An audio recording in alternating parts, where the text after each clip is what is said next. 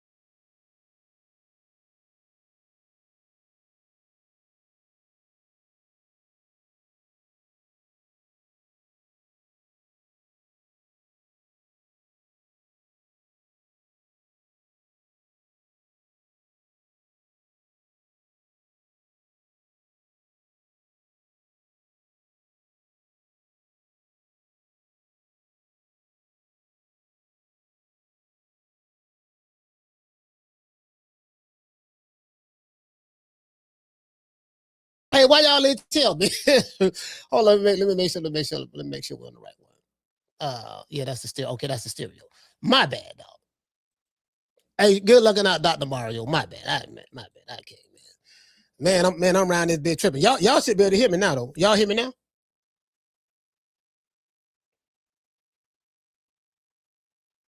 Oh, you said nothing yet? For real? Hold on. Wait a minute.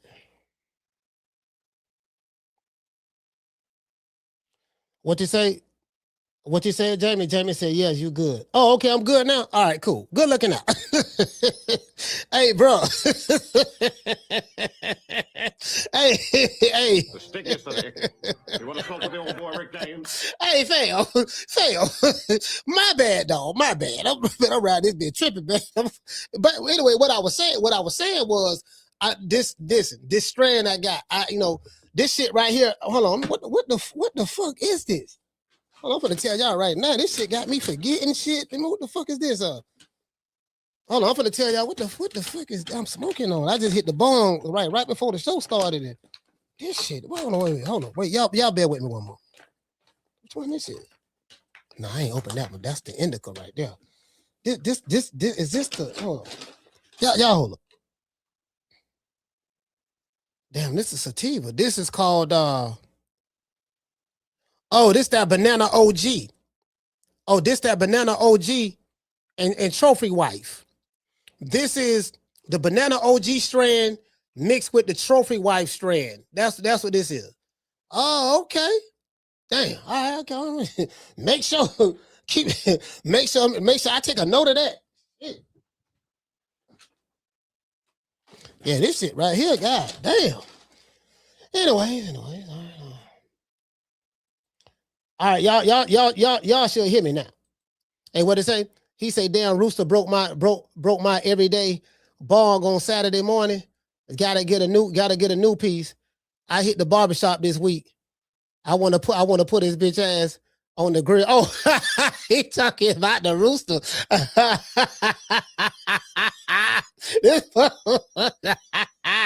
Hey,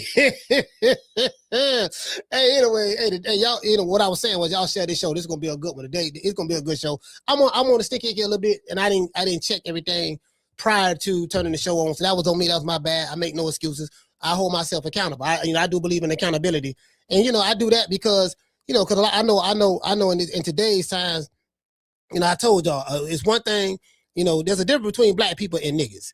And unfortunately, the nigga culture is what's being heavily promoted as a representation of black people. And it is what it is. Hold on, let me see what's up. Why is it doing? Oh, okay. Yeah, you get what I'm saying? But niggas hate accountability. I think that's a 12-letter word. I could be wrong. But I think that word is 12 letters. Niggas hate the word accountability.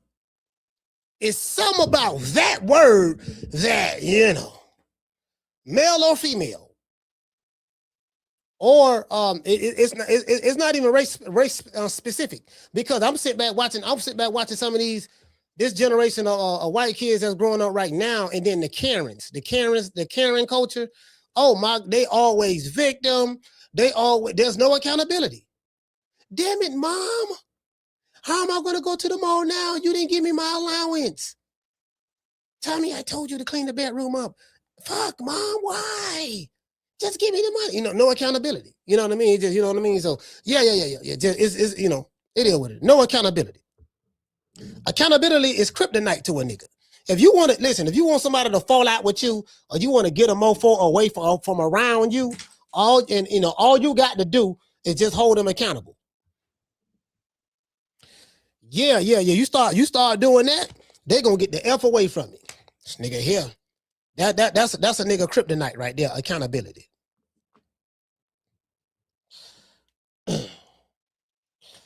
Yeah, man. It is what it is, man. Shit, I'm riding this bitch. Hold on, I'm trying to I'm doing a whole lot right now. I got a whole lot going on right now, man. Y'all just bear with me one moment, man. Got a whole lot going on. Anyways, start the show off. Let me start the show off like this here.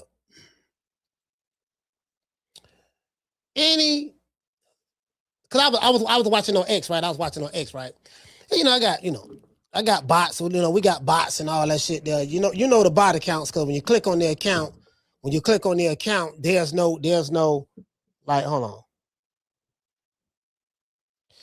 Yeah, this one right here. see, hold on. See, this is the bot account. Let me pull this one up, because I can use you as a teaching moment. This is the bot account. So when I click on this account right here, this guy says Bloyer Williams. This guy says Bill Haney pays all these channels, right? So when I click on this bot account on my phone, when I go to the channel, there's no information there. None. One subscriber. No information there at all. Nothing. It's a ghost channel.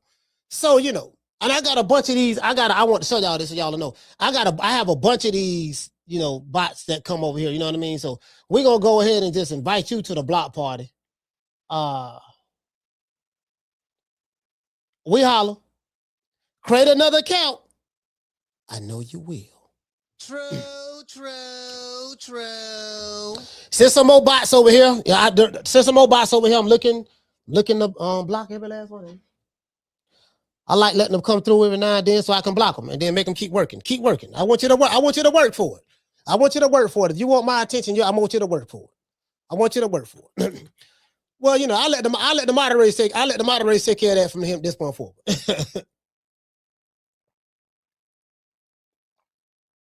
I let the moderators take care of that. Y'all know what to do. Invite them to the block party. Anyways, this is hilarious. Tim Bradley, my guy. Is Tim Bradley right? According to Tim Bradley, Shakur Stevenson, Devin Haney, and Keyshawn Davis are all afraid to fight each other and fight certain styles and all that stuff there. He said, he talk about this culture of boxing. They're a bunch of sissies and this and that and yada, yada, yada, yada, right? Tim had a whole lot to say, right? Stirring the pot a little bit. Also, it is what it is. I will say this. Yeah, I will say this. Because one thing about me, I don't have a dog in the race. And I really don't. I am Team Fuck the Other Side. I am the president of Team Fuck the Other Side. And the reason why you got to have that Fuck the Other Side mentality, because it runs off male groupieism. It runs off personality worshipers. What I am not is a male groupie nor a personality worshiper. A personality worshiper is someone who falls in love with the charming individual. You love his personality. Something like a Dr. Umar Johnson. Dr. Umar Johnson had people who really, really like him because he, talks so good, Prince of Pan-Africanism, and he does so well. When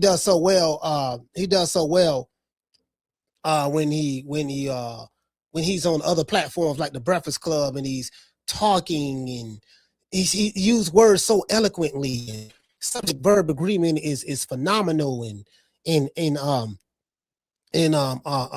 the adjectives he used within the conversational structure of the conversation is elegant, and people fall in love because they like his charm, his wit, his this and that. And most leaders are, I'm not saying all, but most leaders who are, especially in the public, are eloquent speakers. They have a way of talking to where they can soothe, they soothe their audience or following, whatever the case may be, right? So it is what it is as of late today.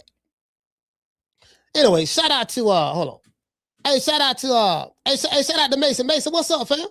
Shout out to Bruce Gas and his BI. The usual suspects. Daniel is here. G5 from the Bronx. Shout out to Carl. Shout out to all of the members, man. Y'all signed up to become a member, man. Y'all signed up to become a member too. You see what I'm saying? My main man, Big Mason, man. We got Bruce Gas up there. Bruce Gas. Hey, Bruce. I'm on some stuff right now, Bruce. Man, I literally forgot. Hey, Bruce. Man, God damn, boy. I'm trying to tell you, boy. I like this strand right here, though. Whatever this strand out, this strand is I like this shit right here. I like this shit right here. So anyway, so I say, let me see what Tim talking about. You know what? I see so much stuff that prove everything that I say is right every day. Motherfuckers go out their way to prove me right every day. I'm like, man, no matter what they prove me right every time. We came with the commandments. We came with the, with the groupies. Now we ain't on that fugazi over here, dog. We ain't on none of that shit. We ain't with no cliques and no crews. No cliques or no crews, plural. We team fucked up. Like we ain't on none of that gang goofy shit that was here prior to us coming here.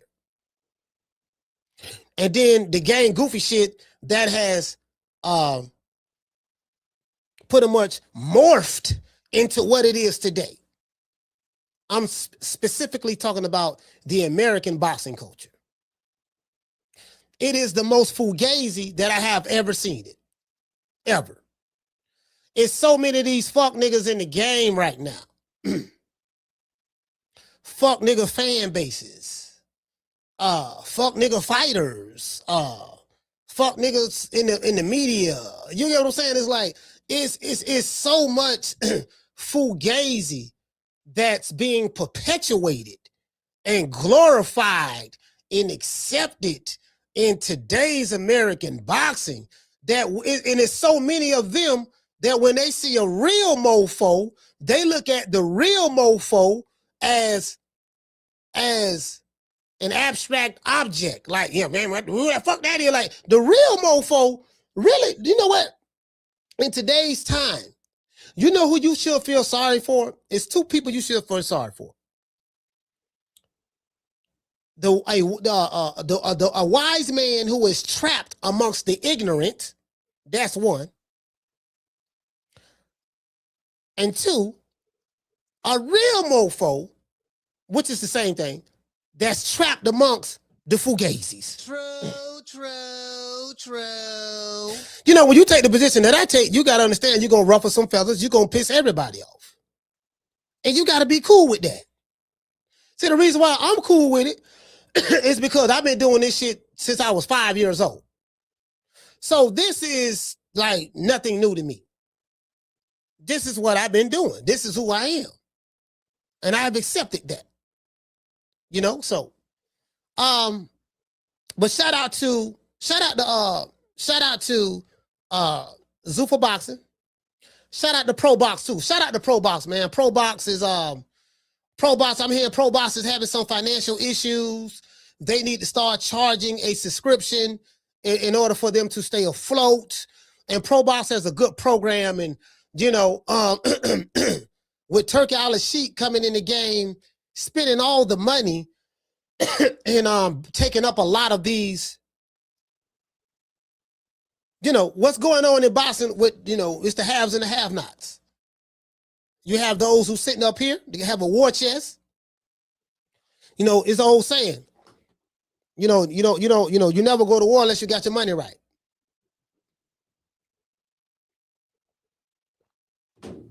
Why? Because it takes money to go to war. That's why you should never go to war unless you have your money right. Because the type of money that you're going to have to spend in order to engage in this war so that you can win, it's going to be a good amount.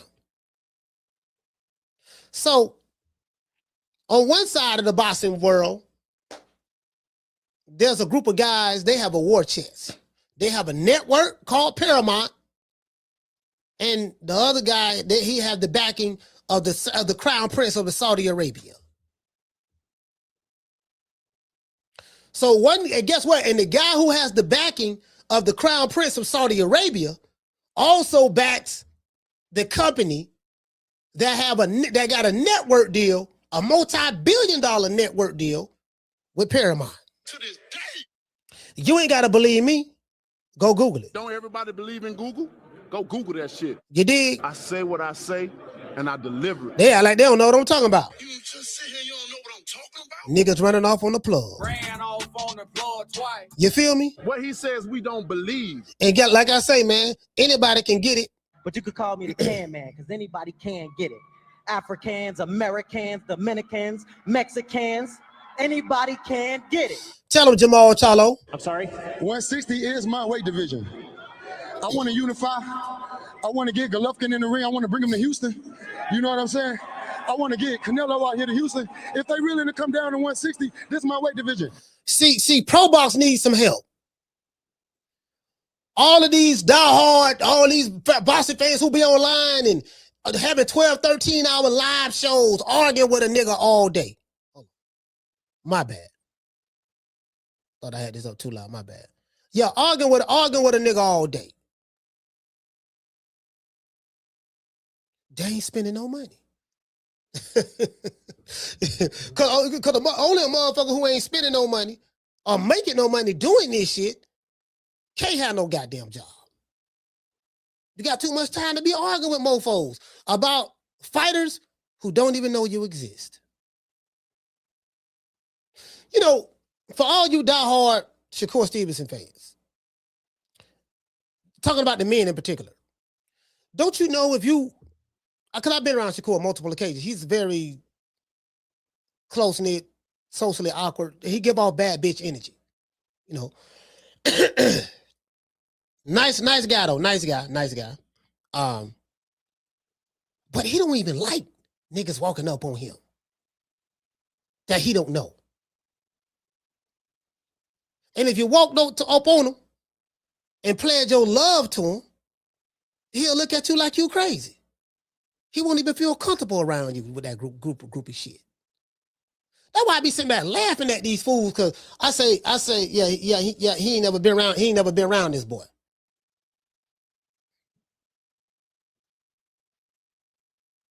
I'm on the inside looking out. You on the outside looking in. There's a big difference. You dig? True. That's why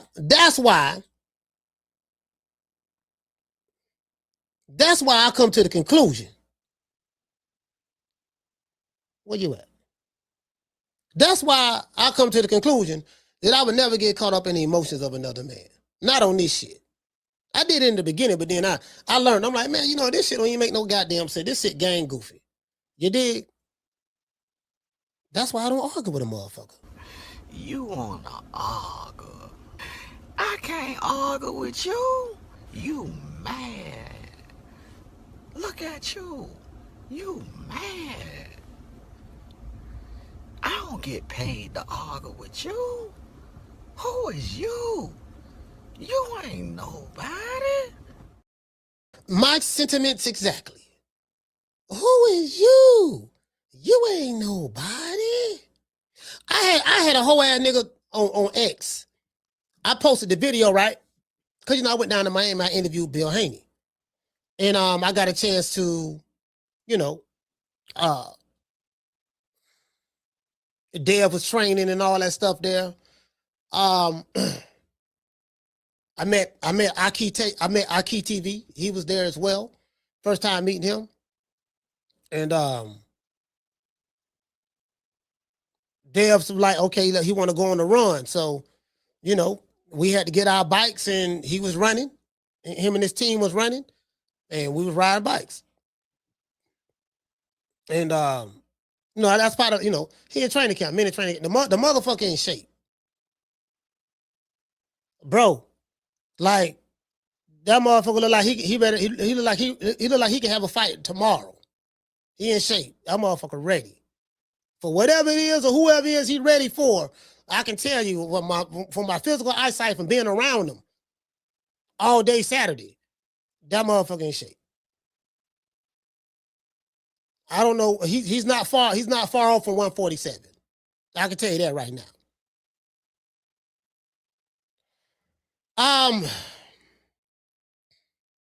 Yeah, so I ended up doing the interview with Bill and shit. Bill, you know, Bill Haney is one of the funniest guys. That motherfucker so funny, dog. That motherfucker funny. So, you know, we in Miami and shit. They jogging, I'm riding the bike. And people like, you know, they giving them shout outs. Dev, what's up? You know what I mean? Bill, this and that. But it was really hot in that Devin. Caught people blowing their horns and shit. I didn't see none of the shit that I see in chats. I ain't seen none of that shit. I swear to God. No, you would think this is why you would think that there's an overall consensus because there are one or two groups and then a bunch of bots from certain YouTube channels that feel a certain way about a fighter that represents everybody. And it don't. Like I tell y'all, right? I've been to a lot of different cities since I started this boxing shit. Been to a whole bunch of different fights. And the shit that I saw in the chat, in the comment sections, is the total opposite of what I see in person. You know, so I'm like, bro, like, that's when I realized, man, this shit ain't even real. True. I say that. True. Hey, that's when I realized this shit ain't real. This shit is virtual reality for real. I had a dude send me, I can show it to y'all right now. He sent me a comment talking about some coach, you better than this. A motherfucker who I don't even know. I don't even know what you look like. He said, you better than this. And guess what he said I was better than this? Well, because I went to Miami, I posted a video I posted, matter of fact, this what he, hey, hold on, let me show y'all. This is the dumbest, most countryest shit. Bro, like, you know, one thing about me, man, I keep a body bag with me because I stay burying motherfuckers. You know, I am the toe tagger and body bagger. I toe tag and body bag. This what I do. You better go check my archives. Check 2021. Check 2022. Check 2023. Check 2024. Check 2025. Check 2026. Very consistent. Been the exact same motherfucking way. I don't evolve a little bit, change a little bit, because change is always good. Depending on, as long as you keeping the, you get what I'm saying? Like, bro, like, this is what I do. The feds came and got me. You know, because of all the bodies I left online digitally. And there's a whole graveyard full of fan bases and channels that got destroyed, who came across the raft. Who came across, you see what I'm saying? Who came across the raft of Black Freezer? Literally. I'm fighting cases right now. True.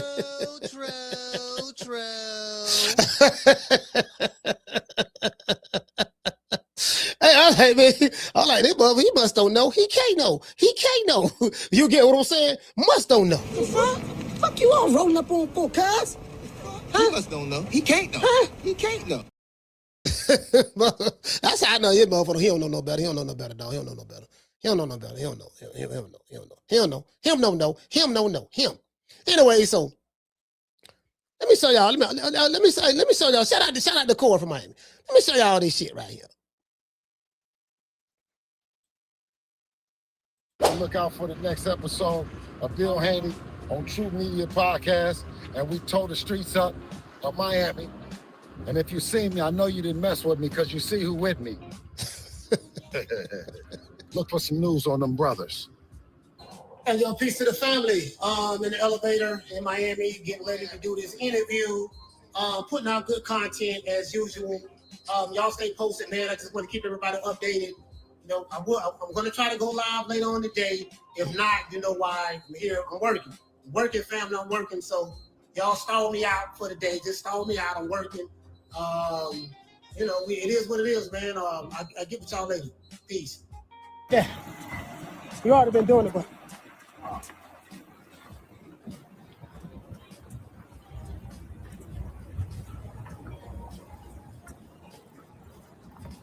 Look out for the next episode of Bill Haney. There's a matter of fact. Let me show y'all the comment. Show y'all the comment. All right. Let's show y'all the comment. Right. I got to show y'all this shit. Yeah. Like this is the dumbest cunt coochie's most digging the bootiest ass shit that I've seen in a minute. I'm gonna use this as a teaching point. So this guy says he successfully managed to poison 80% of YouTube boxing community. Such a shame that you chumps settle for being cannon fodder. Okay. This guy say snitching Bill is at it again. Okay. This guy say Bill a capping ass dude. I don't believe nothing he says. Okay. But let's stop right here. I ain't worried about all this other shit. All the other shit is whatever. This guy said you're better than this, coach. And I sat back and I looked at that. I wasn't worried about the niggas say 80% of YouTube channels and chumps. I ain't worried about none of that shit. I'm like, okay, add for Roe. Somebody might need Roe. Let's see. This guy say Devin legs, all that. Yeah, whatever. This guy say Bill is an F and an imbecile. Okay, he has a right to feel that way. But this guy says, he addressed me personally. He said, you're better than this, coach. Better than what?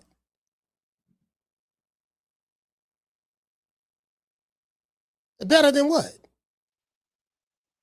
You know, I'm like, when Mike Coppinger sit down to do an interview with Devin Haney or Bill Haney, or they get invited to a fighter's training camp or to do an interview or whatever the case may be, no one tells Mike Coppinger, you're better than this, Mike. When Radio Raheem meets with Deontay Wilder or whatever the case may be, To this day. and Sean Zartel or any of those guys meet with fighters who you like or who you don't like, you don't tell them, you're better than this. You don't tell them that.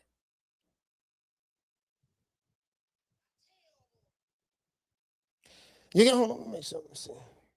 Lock him. Go to your channel. Yeah, that's another bot right there. That's another bot. Go ahead and Send you to the. I'll be blocking you soon. Oh, look like somebody already don't got him. look like somebody already don't got him. Yeah, you don't tell them. You don't tell them. Yeah, you better than this. You don't tell Max Kellerman or Malik Scott, Freaky Dicky Malik, or any of these other. You get what I'm saying? It's cool when they do it, but it's a problem when I do it. True. This is what they mean. If they did not have a double standard, they wouldn't have a standard at all. So it's okay for the white man to do the interview. It's okay for the corporate statue to do the interview.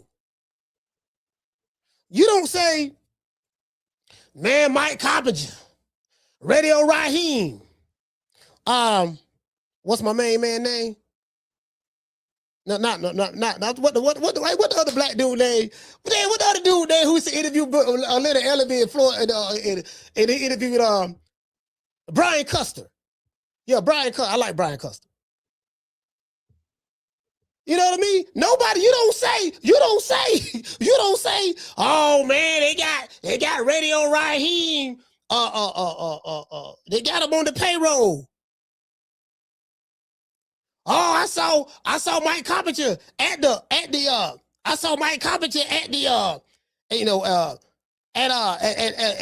Errol Spence's training camp or Terrence Crawford training camp. I don't like Crawford. I don't like Spence. Oh, they got him on, like, bro, like, nigga, are you serious?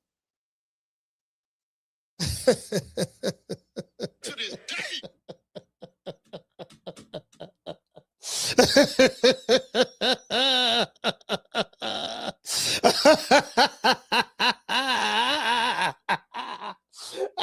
Hey, wookie woo. You see what I'm saying? See you.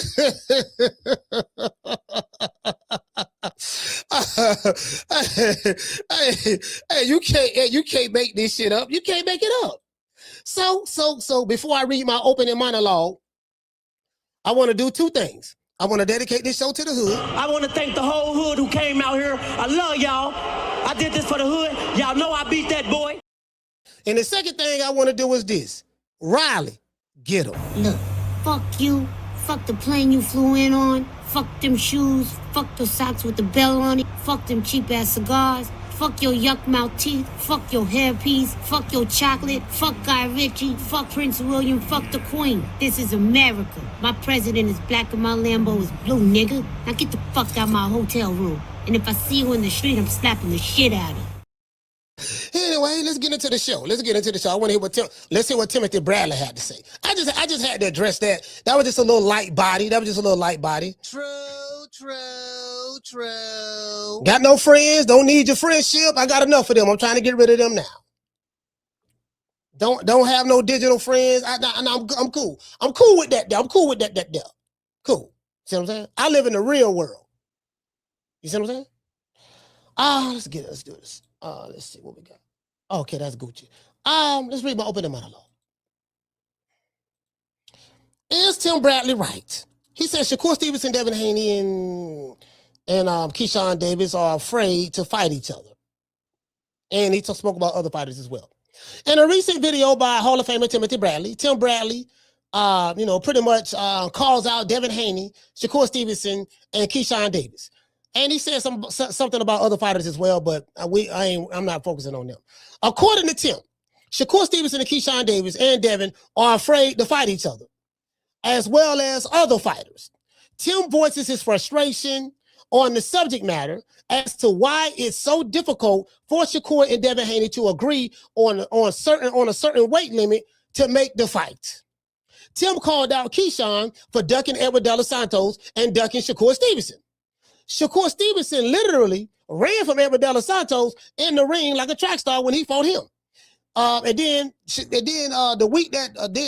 day before the fight, in the weigh-in of Keyshawn Davis to fight Edwin De Los Santos, Keyshawn didn't even try to make weight. He showed up 4.5 pounds overweight.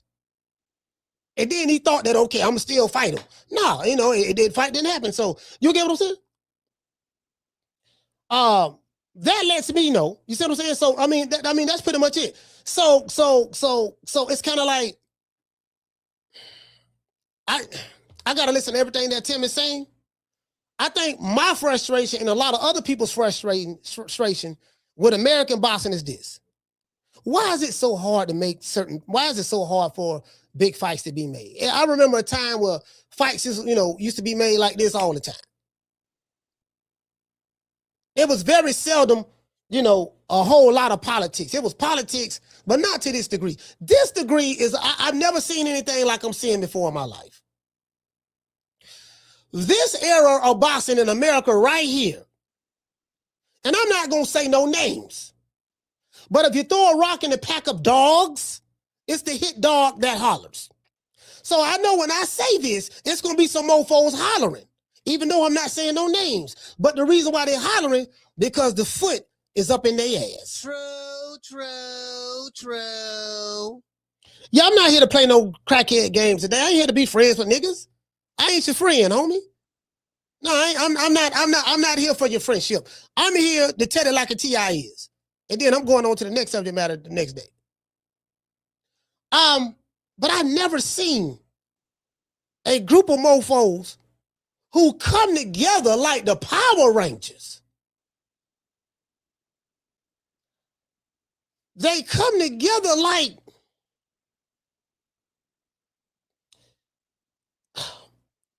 when I grew up, I used to watch a show called Mr. Rogers' Neighborhood. And he had a song like this here. It's a beautiful day in my neighborhood. It's a beautiful day in my neighbor. Would you be mine? Would you be mine? Would you be? Can you be? Would you be my neighbor? You know what I'm saying? Like, I've never, the old tickle me Elmo ass niggas. True.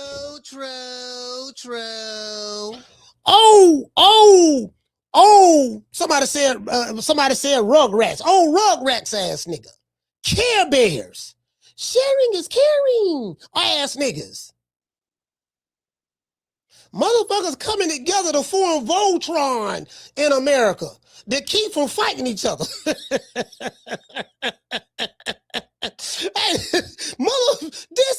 I have never seen nothing like this before in my life. Motherfuckers coming together like Voltron, like the Justice League, like the Avengers, or some people are saying online, the Shovengers. What I'm gonna do, I'm the leader now. What I'm gonna do now, I'm finna put together a team now. What we gonna do now, baby boy? Check this out, dog. Now, where you from? You from Virginia? Okay, don't even worry about that baby boy. You my friend, I'm your friend. He my friend, so we friend, right? We brother. We brother. You my brother? Yeah, I'm your brother. You my brother? Yeah, I'm your brother too. Okay, cool. We brother. We play brother. Okay, cool. All right, now I got another brother over there. Where you from? You from Camden? Yeah, come here. Yeah, look at dog. I like your style. You know what I mean? We cool. We swagged out. Whatever can it be? You want to be my brother? Yeah, I want to be your brother. Are you sure? Yeah, I want to be your brother. Okay, we brother too. Okay. That's two play brothers. All right, cool. That goes another brother right there. Hey, come here. Yeah, what's up? Hey, man, look here, man. Check this out. Benny the Bear. What's up? Hey, man, listen, man, we both stronger together, baby. See what I'm saying? Like, we forming a group. We forming a group. The Justice League. Do you want to be my brother? Yeah, I want to be your brother. Cool. Are you sure? Yeah, okay. All right. You want to be my brother? Okay, cool. Like these niggas go out the way to become imaginary brothers just so they ain't got to fight each other. I ain't said no names. True. I ain't said no names. I ain't said not one name. Yeah, so, these niggas formed the Avengers. Nigga, we finna form Voltron on this shit. Nigga, we coming together. The black lion, the red lion. There's the black lion, the red lion, the yellow lion, the green lion. Black, red, green, yellow lion. And I forgot the other color. We finna come together for a Voltron on this shit.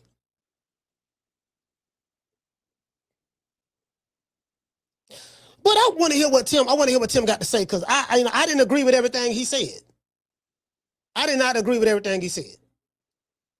And I know Tim Bradley like to stir the pot. Tim will just say some shit.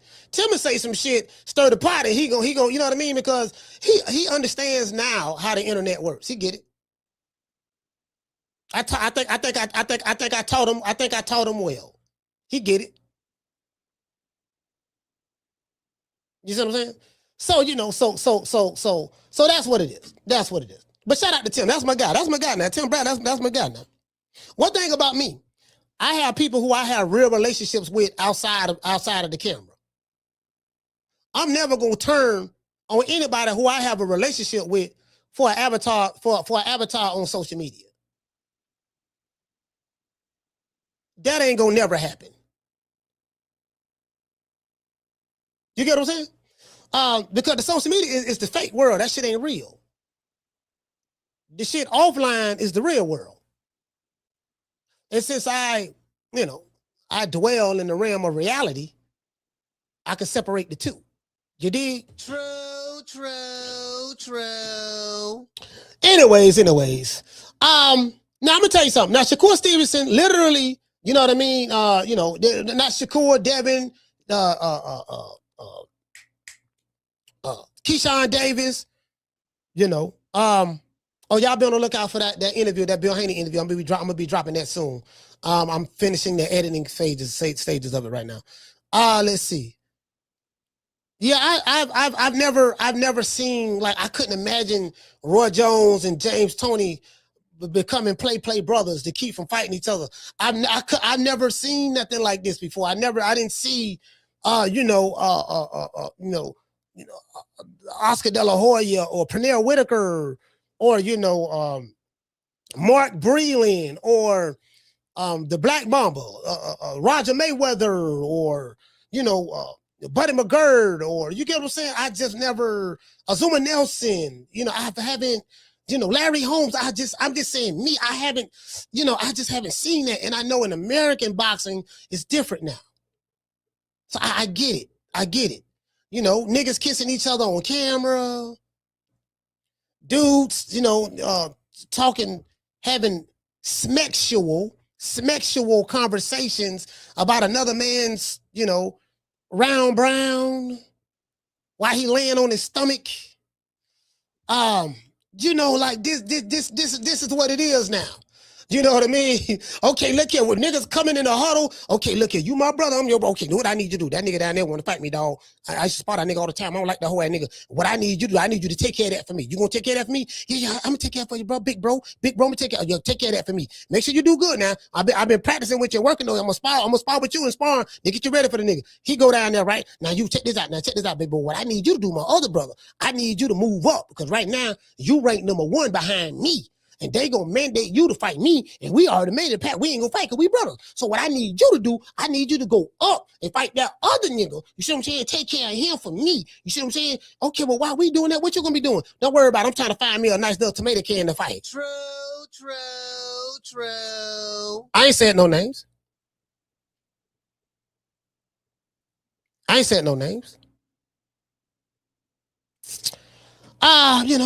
let's see. Now, I'm seeing a lot of digital shootouts in the comment sections on social media about Devin, Shakur, and Keyshawn.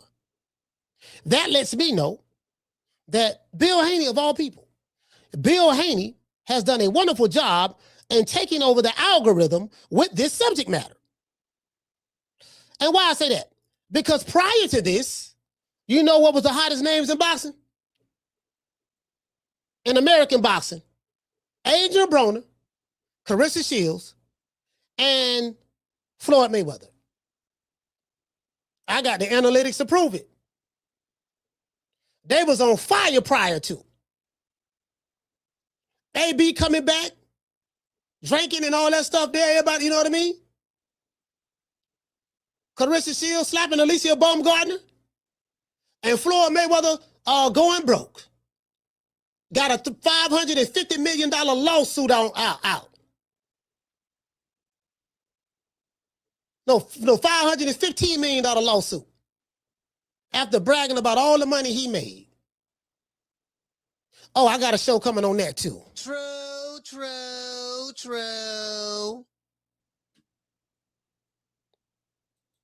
Got a show coming on that too. Those were the hottest names in boxing at the time. In America, not boxing, American boxing. Because American boxing is totally different from the boxing world. Trust me. Now the hottest names in American boxing are Devin Haney, Keyshawn Davis, and Shakur Stevenson. Them three names hot right now. And all three of them are tied together. Shakur Foster had got a little flame too, but he kind of don't die down a little bit. But the names, the hottest names right now is Shakur Stevenson, Devin Haney, and Keyshawn Davis. They're hot right now. If those three guys are smart, if Devin Haney, Shakur Stevenson, and Keyshawn are smart, they'll play on this entire situation in order to keep it more cracking and crack-a-lacking. If they smart. If Keyshawn's smart, this right here, you get what I'm saying? If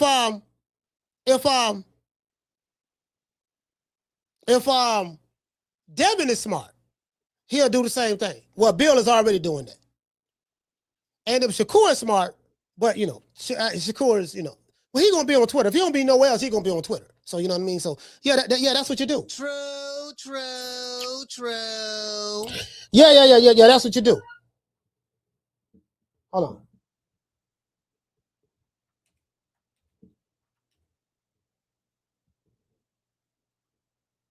Y'all bear with me. Hold on. I'm looking for something.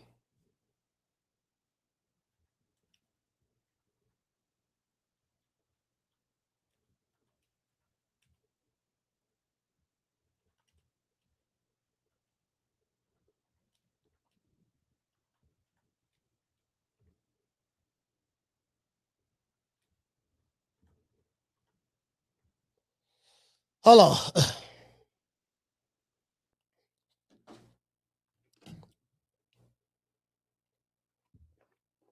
We're trying to find a video.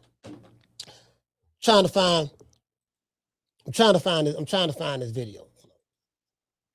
this video. Now, can't find it. I find it. Now, as I said before, these guys are the hottest names in boxing. But their names are hot for not talking about, but their names are hot for pretty much talking about fight negotiations, catch weights, and brotherhood. So the arguments are this. If your team Haney, Devin Haney want to fight everybody. If you team Shakur and Keyshawn, you got to say Shakur and Keyshawn because Shakur fans and Keyshawn fans are pretty much together. And Shakur, because Keyshawn and Shakur is together. Now, I got some bad news to break to y'all. This for the Shakur fans and the Keyshawn fans.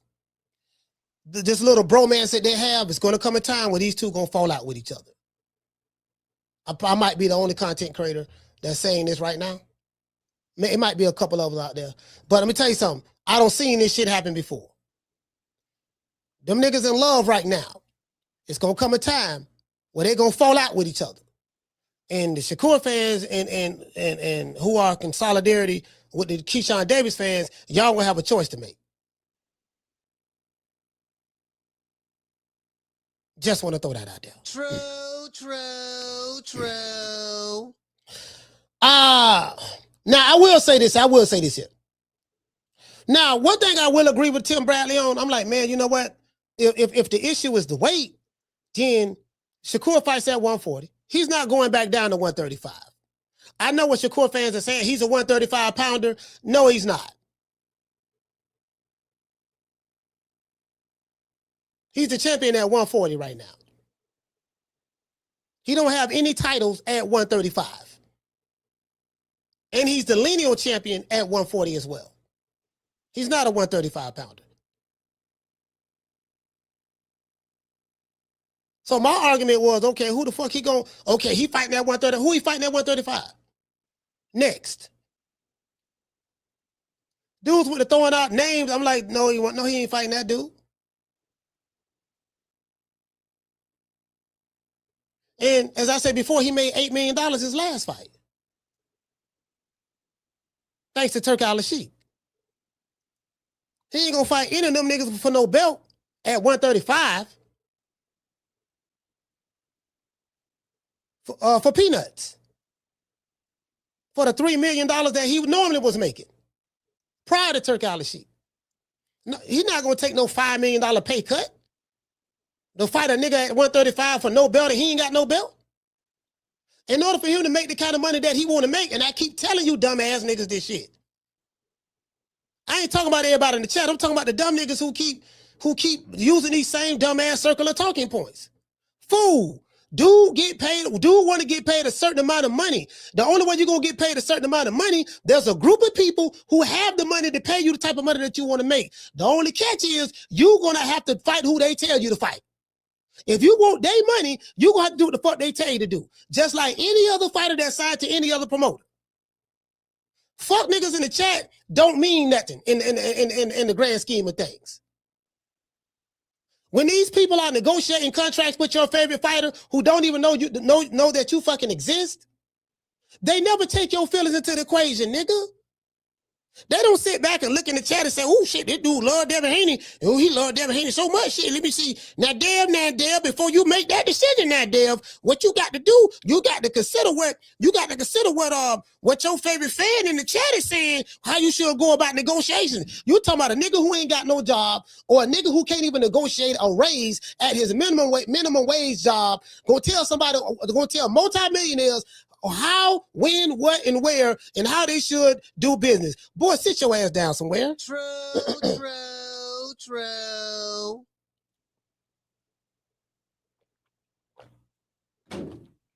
I ain't here to make friends. I'm here to make enemies. Because I'm going to make enemies with the truth. I ain't concerned about being your friend, nigga. I'm here to make enemies with the truth. I'm Team Fuck the Other Side. Remember that. I am the face of Team Fuck the Other Side. I am the captain of Team Fuck the Other Side. If you look up the word for the other side, it'll tell you that I am the originator. Well, not the originator, but I am the captain in the face of it. True. Yeah, I ain't here to be your motherfucking friend. I don't give a fuck about how you feel about your fighter, nigga. Suck his dick on your time, not mine. Anyways. I've never seen anything like this in American boxing, ever in my life since I've been here. It's so bad that casual boxing fans and casual content creators like Two-Tone Superstar have labeled Shakur, Keyshawn, and the rest of his play brothers the Shavengers. I saw that video, and I was like, you know what, man? That was very creative. I don't know if he's the originator of that, but the Shavengers sounds about accurate. That sounds about accurate. That sounds about accurate. The Shavengers. Team of misfits, so to speak, superheroes who have different powers. You got doggone Iron Man. You got the Hulk. You have Thor. You have who else you got? Black Panther. Who else you got? Black Widow. Who else you have? You have, it's so many of them, I can't remember all of them. We gonna come together. And we are going to attack all of those who oppose us.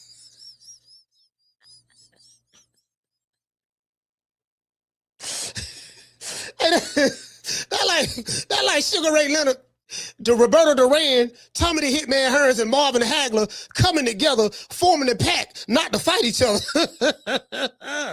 Hey, bro, we never. Hey, hold on, wait, hold on. Hey, hold on. Hey, we never would have got this.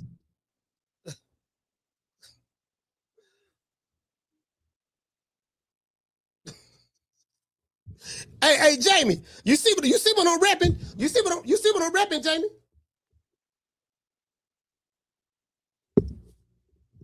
The war. Hagler Hearns. Imagine Sugar Ray Leonard, Marvelous Marvin Hagler, Roberto Duran, and Tommy the Hitman Hearns forming a pack of fake brotherhood, all because they scared to fight each other. True. Nigga, I don't give a fuck about your favorite fighter. Don't tell me about your favorite fighter. If the nigga ain't moving right, I don't give a fuck about him nor you. This ain't the channel for you. Go back to your mammy house. To this day. It's not the channel for you. It's not. It's not. I swear to God, it's not. Just go back to where you came from. I don't need you. Don't need you. Now, Keyshawn Davis.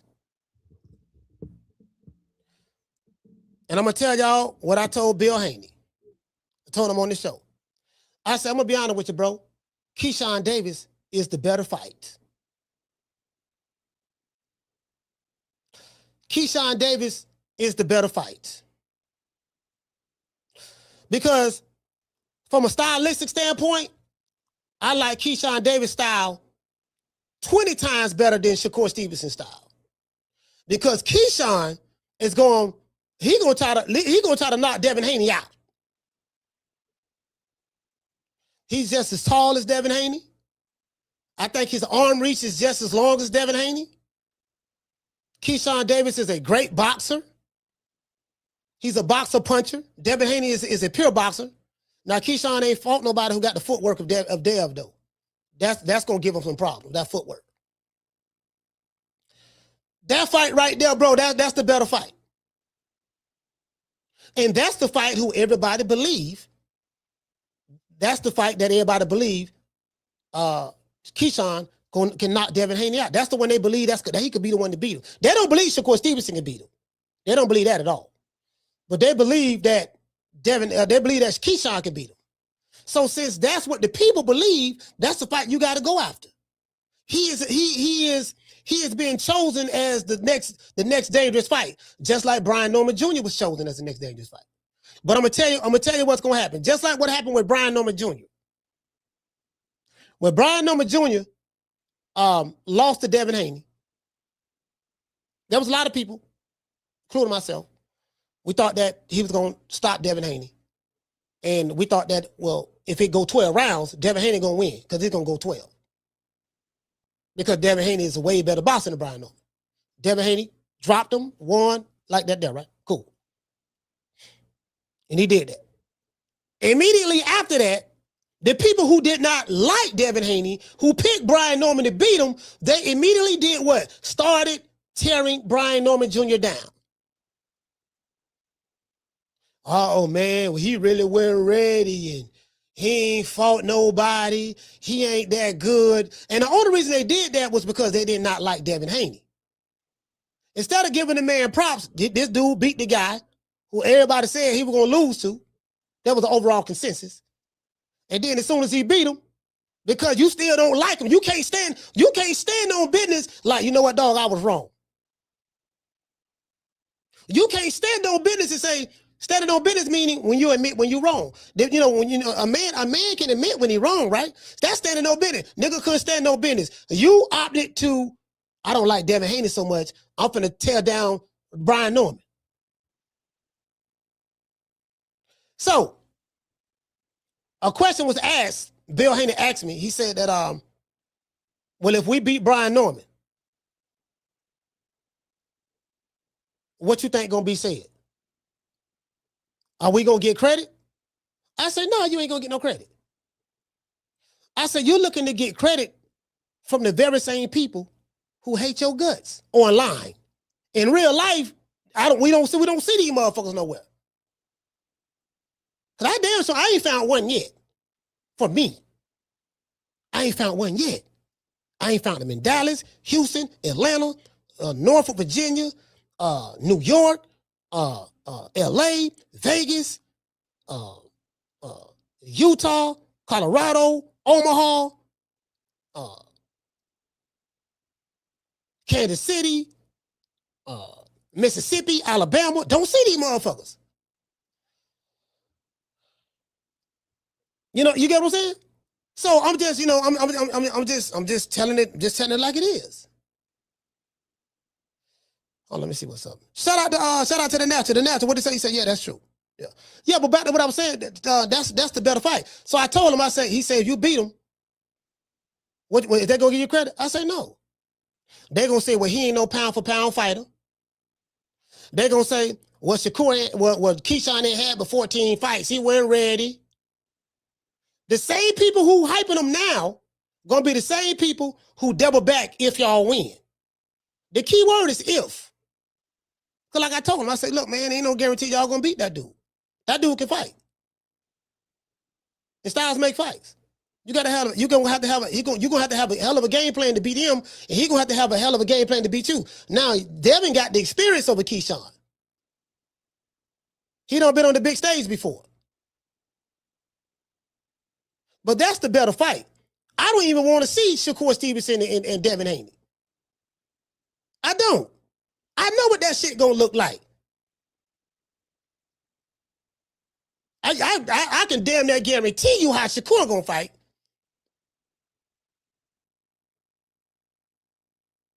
Two pure boxers, I do not want to see two pure boxers fighting. Not no two pure boxers, unless they gonna throw hands.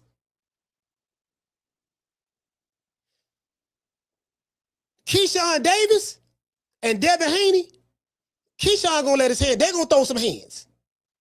Keyshawn gonna make Devin Haney fight. Keyshawn gonna make Devin Haney pull out those tools that Bill Haney said that they have in the warehouse. Keyshawn gonna do that. He the one. And if there's an overall consensus that Keyshawn is the one and he is the mandatory, guess what? Keep that same energy if he don't win. If he win, you right. Yeah, man, I told you, Dev ain't fought nobody. He chinny, he this and that. Yeah, you right about that. Take that and run with it. But if he lose, because I don't know who's gonna win this fight between Keyshawn or Devin Haney.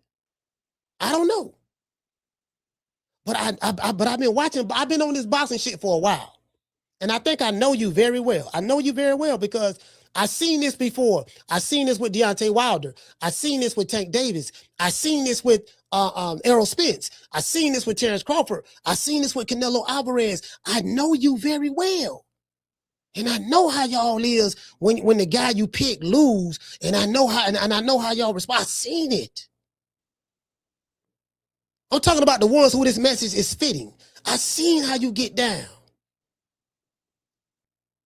You ain't gonna keep that same energy. You never do. You're gonna move the goalposts like you always do. You're gonna move the goalposts. That's what you're gonna do. True. Yeah.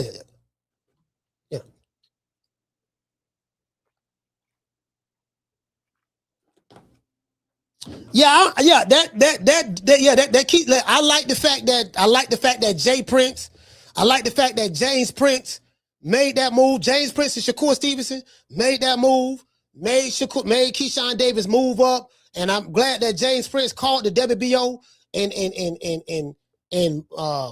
asked them to move Keyshawn up, a petition to get moved up and become Devin Haney's mandatory. Regardless of what, Devin gonna have to fight Keyshawn, or he gonna be stripped of the title. And Devin Haney ain't finna drop his belt. Motherfucker gonna have to beat him to take it. So that fight gonna happen. Whether Zuffa Boxing be involved with it or not, that fight gonna happen. They gonna mandate that shit. They gonna give Devin Haney and Keyshawn Davis 30 days to negotiate that contract. And then after the 30 days, it's gonna go to a purse bid. We gonna get that fight one way or the other through hell or high water. To this day. That's what I'm hoping anyways. I'm not even worried about Shakur Stevenson. He got too many brothers. One of the brothers want to fight Devin Haney. That's what I'm interested in right there. One of your brothers want to fight Devin, so that's the one I want to see. That's the one I want to see. To this day. I want to see that one. That's the one I want to see right there. That's the one I want to see. Yes, sir. Yes, sir. You dig? Yep, that's right. I'm running things. Cream corn. That's why they call me that. Smooth. I got more measure for your pleasure. Stick with me, baby. I'll have you farting through silk. And let a nigga mess with me. I'll jump on him. All 93 pounds of pure dynamite.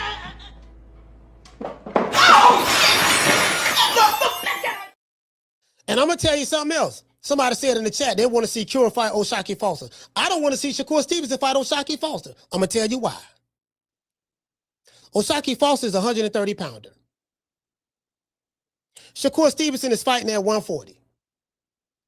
You saw how big Shakur Stevenson looked over O'Shaquie Foster when he got in the ring with him that night. See, we can't have it both ways. You want this nigga to move up 2 weight divisions, which he said he would do, to fight you at 140. It don't make no sense to fight at 135. Why? There's nothing on the line.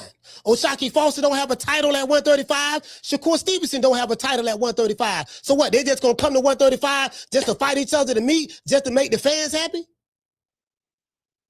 No, it doesn't work that way. Got to be some skin in the game. There got to be something on the line. O'Shaquie go up to fight Shakur. I think he'll lose that fight, in my opinion. I think Shakur beat him. 12-round snooze fest. And what's going to be said? Oh, man, that dude was too small. You had made a man move up 2 weight divisions to fight you, but you won't even move up 1 weight division to fight Devin. That's what's going to happen to Shakur Stevenson, because that's exactly what the fuck I'm going to say. Don't be calling no nigga out 2 weight divisions below you when you saying you too small to fight a nigga 1 weight division above you. If you feel you too small to fight a nigga 1 weight division above you, then you should feel that you too big to fight a nigga 2 weight divisions below you. I don't give a fuck how much shit he talk. The nigga above you talking shit, you ain't trying to fight him. So don't tell me I'm fighting him because he talking shit. You sent your little brother down there. He got his ass whooped and he got thrown out the goddamn ring. Find another little brother. That one failed you in Raymond Ford. Shout out to him. You let a nigga put jumper cables on you to go fight. You let a nigga put jumper cables on you to go fight his battles. You get your ass whooped and got thrown out the goddamn ring. Now your ass back in New Jersey, Camden, New Jersey, doing that old fruity ass dance with that old fruity ass nigga who walked you to the ring in the ring walk. True.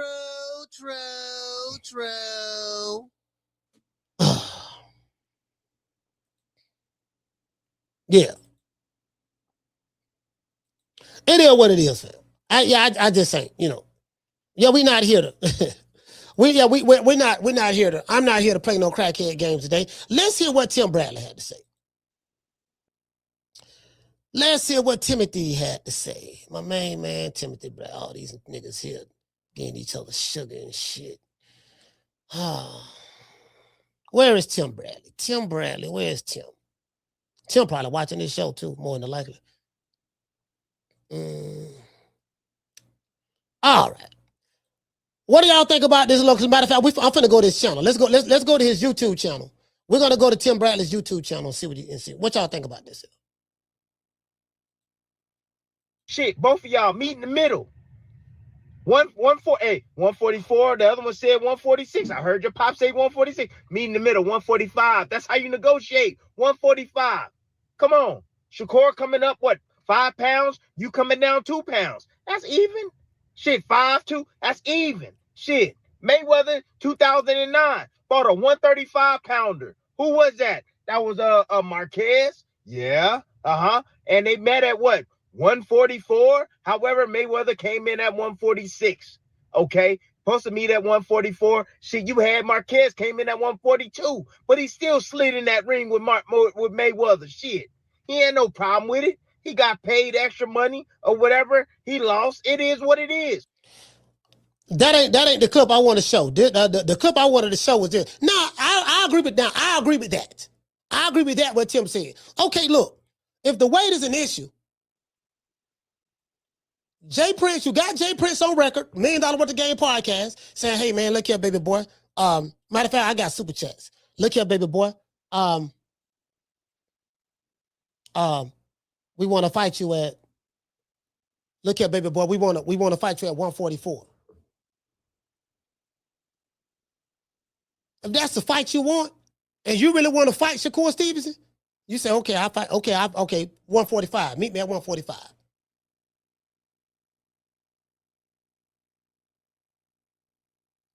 Meet me at 145.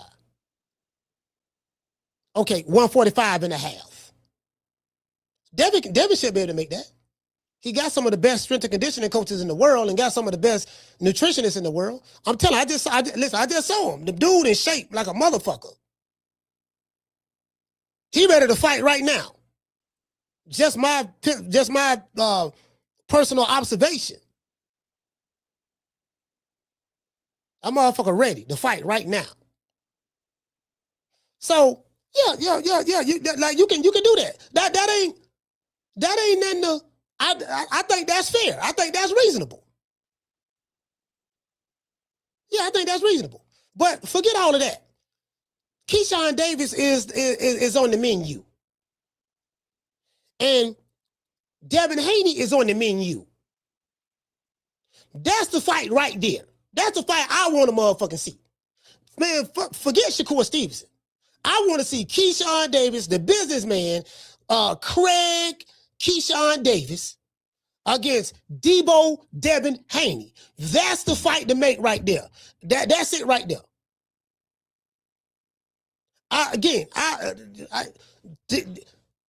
Keyshawn and Dev. That's the goddamn fight. Period. Because I want to see who's who. One nigga I was in Miami with. He was running, I was on the bike. That motherfucker in shape.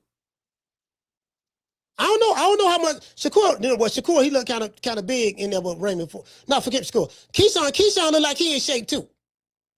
Keyshawn look like he in shape right now too. So we should, yeah. That's fight I want a motherfucker see. Shit, I don't. Yeah, motherfucker, yeah. Hold on, let me read this here. Shout out to the real McCoy. Hey, okay. Dropping that quarter over. Bam, dub on your boy. Hey, Leroy. Super chat received. Playtime's over, boy.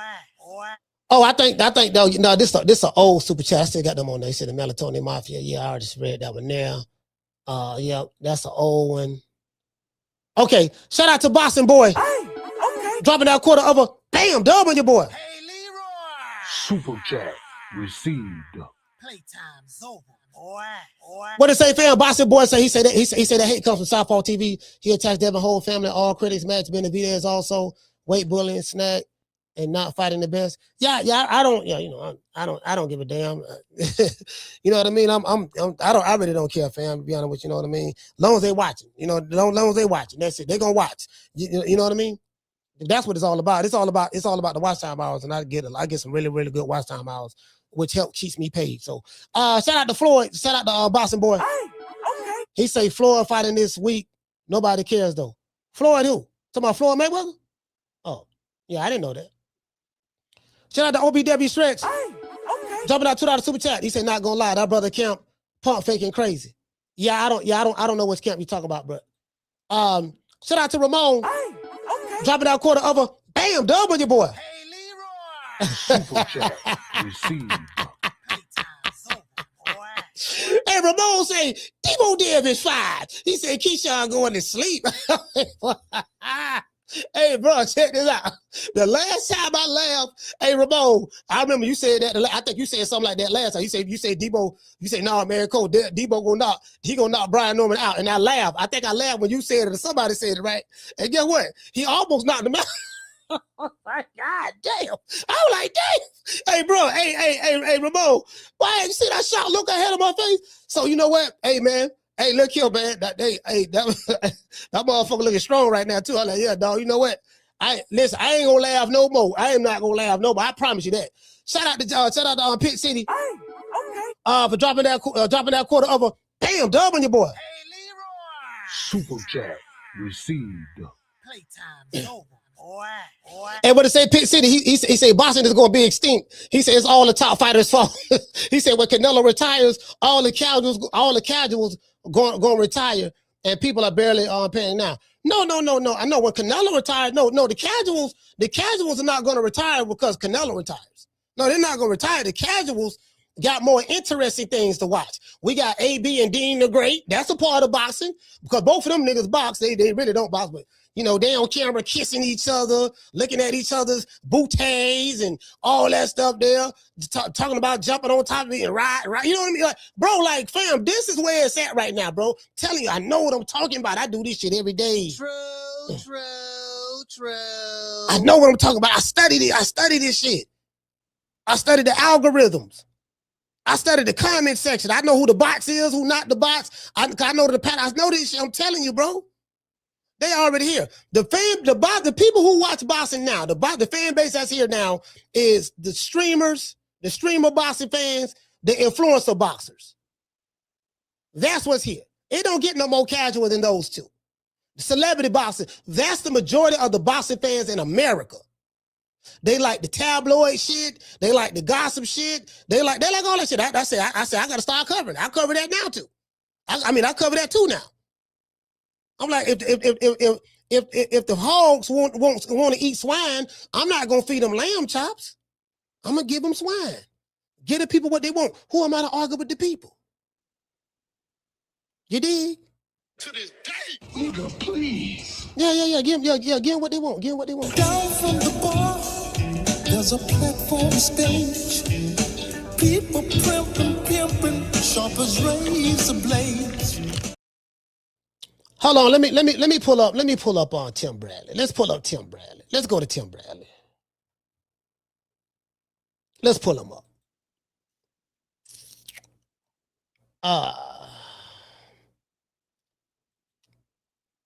Tim say everybody ducking each other. Tim say everybody ducking.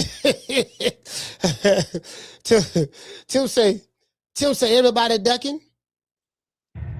All right, here you go. Let's see what Tim talk about. Let's see what Tim talk about. Tim come out and a lot of motherfuckers don't like Tim. They call Tim sellout, Uncle Tom, this and that. They were not like, I don't know what they don't like. They don't like my dog Tim Bradley, man. Yo, Tim Desert Storm Bradley, you already know the damn rest. Man, these boxers, they suck. For real. Yeah, y'all suck. For real. Especially the top ones we got right now. Just soft. Straight up. Yeah, I'm calling all y'all soft. For real. Yeah. Y'all don't know how to negotiate. Y'all don't want to fight. Shit, all these damn excuses, man. But all of y'all. Not one of y'all is freaking perfect. Not one. Shit, the only one might be Shock. Shock might be the only one. Cause he ain't brother-in-law in no damn body. Shit. When it comes to this bunch, you know the bunch I'm talking about. Yeah. You got Devin Haney. He's scared to death of damn Ryan Garcia. Yeah, he's scared. Scared to death of Ryan Garcia. He's scared to death of Shakur too. That's the reason why he won't even budge on the damn weight. He won't even budge on the weight. It's like, dude, shit, both of y'all meet in the middle. 144. The other one said 146. I heard your pop say 146. Meet in the middle, 145. That's how you negotiate. 145. Come on. Shakur coming up, 5 pounds? You coming down 2 pounds. That's even. Shit, 5'2". That's even. Shit. Mayweather, 2009, bought a 135 pounder. Who was that? That was Marquez. Yeah. Yeah, but Mayweather blew the damn weight. Mayweather blew the weight by like 3-4 pounds, something like that. So, and he paid the man a fine or whatever the case may be, and the fight still happened. He did what Keyshawn Davis did. The only difference is the outcome was different. Edwin De Los Santos opted not to fight him.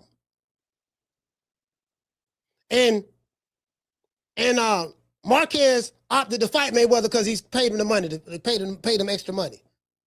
That's the difference. So yeah, you know what I mean? But yeah, that's a huge goddamn difference though. Anyways. And they met at 144? However, Mayweather came in at 146. Okay? Supposed to meet at 144. Shit, you had Marquez came in at 142. But he still slid in that ring with Mayweather. Shit. He had no problem with it. He got paid extra money or whatever. He lost. It is what it is. Shit, the best need to fight the best. Y'all need to figure out a damn way to make it happen. Shit. Shakur, yeah, we know that you don't want to damn get in the ring with no damn Haney. We know you scared of his ass too. You know what I mean? You scared of all that weight he gonna put on after the damn weigh-in. Hey, so basically what he said, Tim is saying that Shakur Stevenson and Devin Haney are afraid of each other. That's what he said. Because first he said, but Devin is scared. That's why he won't budge on the weight. And then he said Shakur scared. That's why he don't want to budge on the weight. So two niggas, according to Tim, two niggas scared of each other. True. True. Do y'all agree with that? I'm gonna drop the phone lines in a minute. Let's continue. No, trust me, I know. Yeah, shit. And you scared to fight Keyshawn Davis too? Shit. Yeah, and Keyshawn, you scared to fight De Los Santos? See, I'm telling you, all these every last one of these dudes got some flaws in their damn game. Yeah, they. So Tim is saying, he said all of them scared of each other. All of them scared. He said Dev scared to fight Keyshawn, and he said Dev scared to fight Shakur. He said Shakur scared to fight Dev. Keyshawn scared to fight Edwin De Los Santos. He said, I'm like, bro, so it just, come on, man. True. Hey, man, hey, I ride with the AK. Let's continue. Let's see what Tim got to say. Talk to him, Tim. They scared to death of certain fights. Yeah, every last one of them, damn it. Yeah, the only one, Shakalaka, he want all the smoke. He willing to go to 140, 135, shit, whatever. You know what I'm saying? Shakalaka, he a real one. That's the reason why I get behind that, because Shaq is a real one. He want all the smoke. Shit. Anyways, Tim Desert Storm Bradley, you already know the damn rest. And listen, motherfucker, O'Shaquie Foster. Listen. How do you justify O'Shaquie Foster jumping up 2 weight classes to fight Shakur Stevenson? If you're a Shakur fan, how can you be cool with that? If your argument is I can't move up and fight a nigga at 145 because I'm too little, but O'Shaquie Foster not making that argument. He said I jump up 2 weight divisions to fight you in your weight division for your belt. I got Shakur beating him, but he said he wanted to do that. If he wanted to, like, you get what I'm saying? Like that, do that make sense? Of course it does. True. It is what it is, man. Shout out to the lovers. Make it last. Make it last forever. Don't let our love be.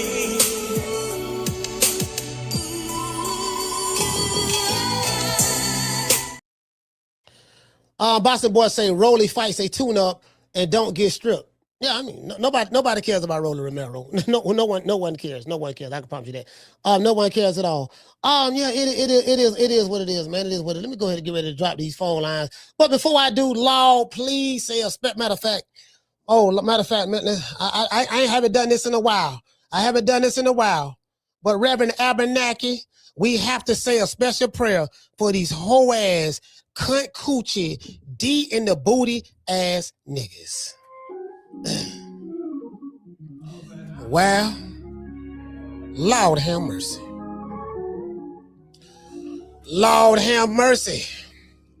I say, Lord, please help me, Lord. Coach Malachi, a True Media Podcast.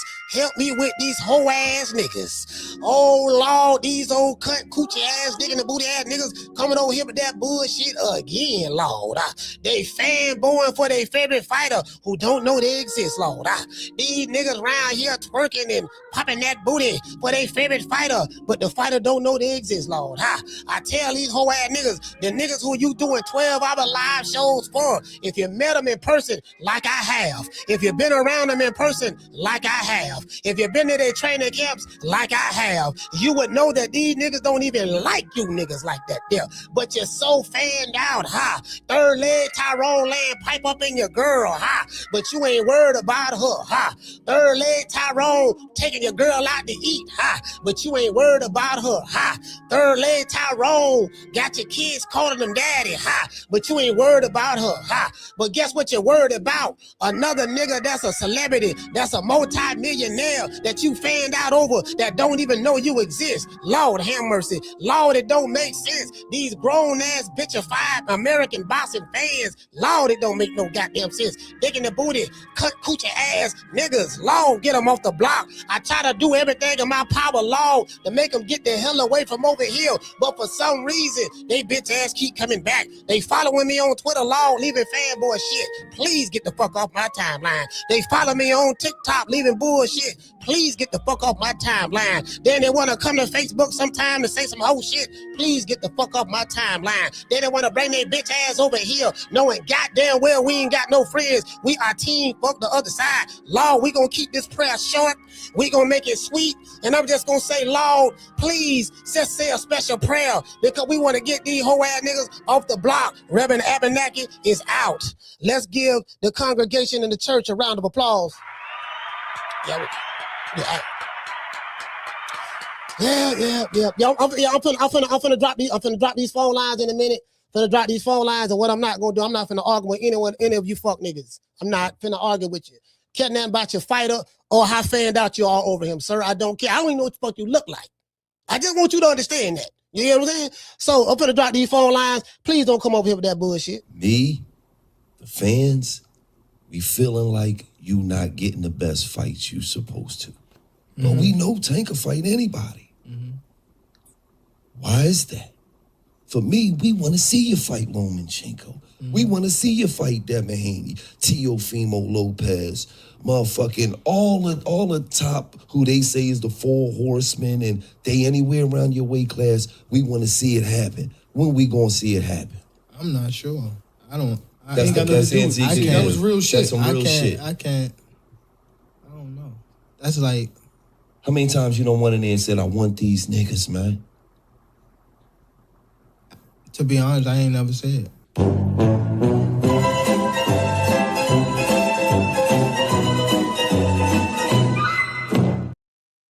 That's what them niggas who be telling me, my fighter want all the smoke. Then your fighter make a video saying that he ain't never wanted no smoke. True.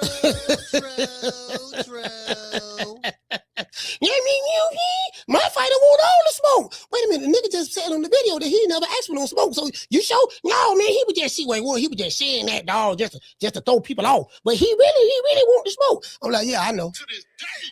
I'm supposed to believe you, not the fighter. Let's give a shout out to AB, man, for coming back. You know, AB is back on time. Hey. Yeah. Oh, that looks good.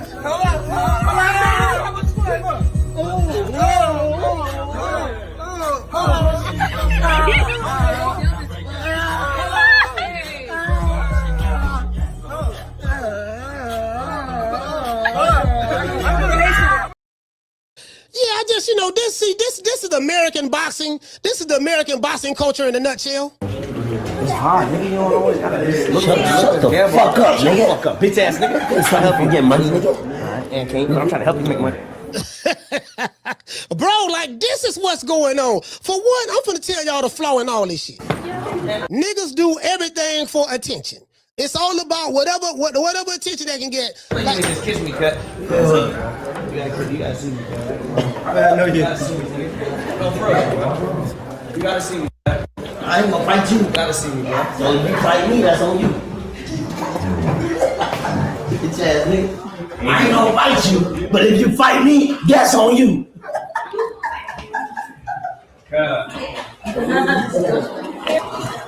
Hey, who got mouthwash, bro?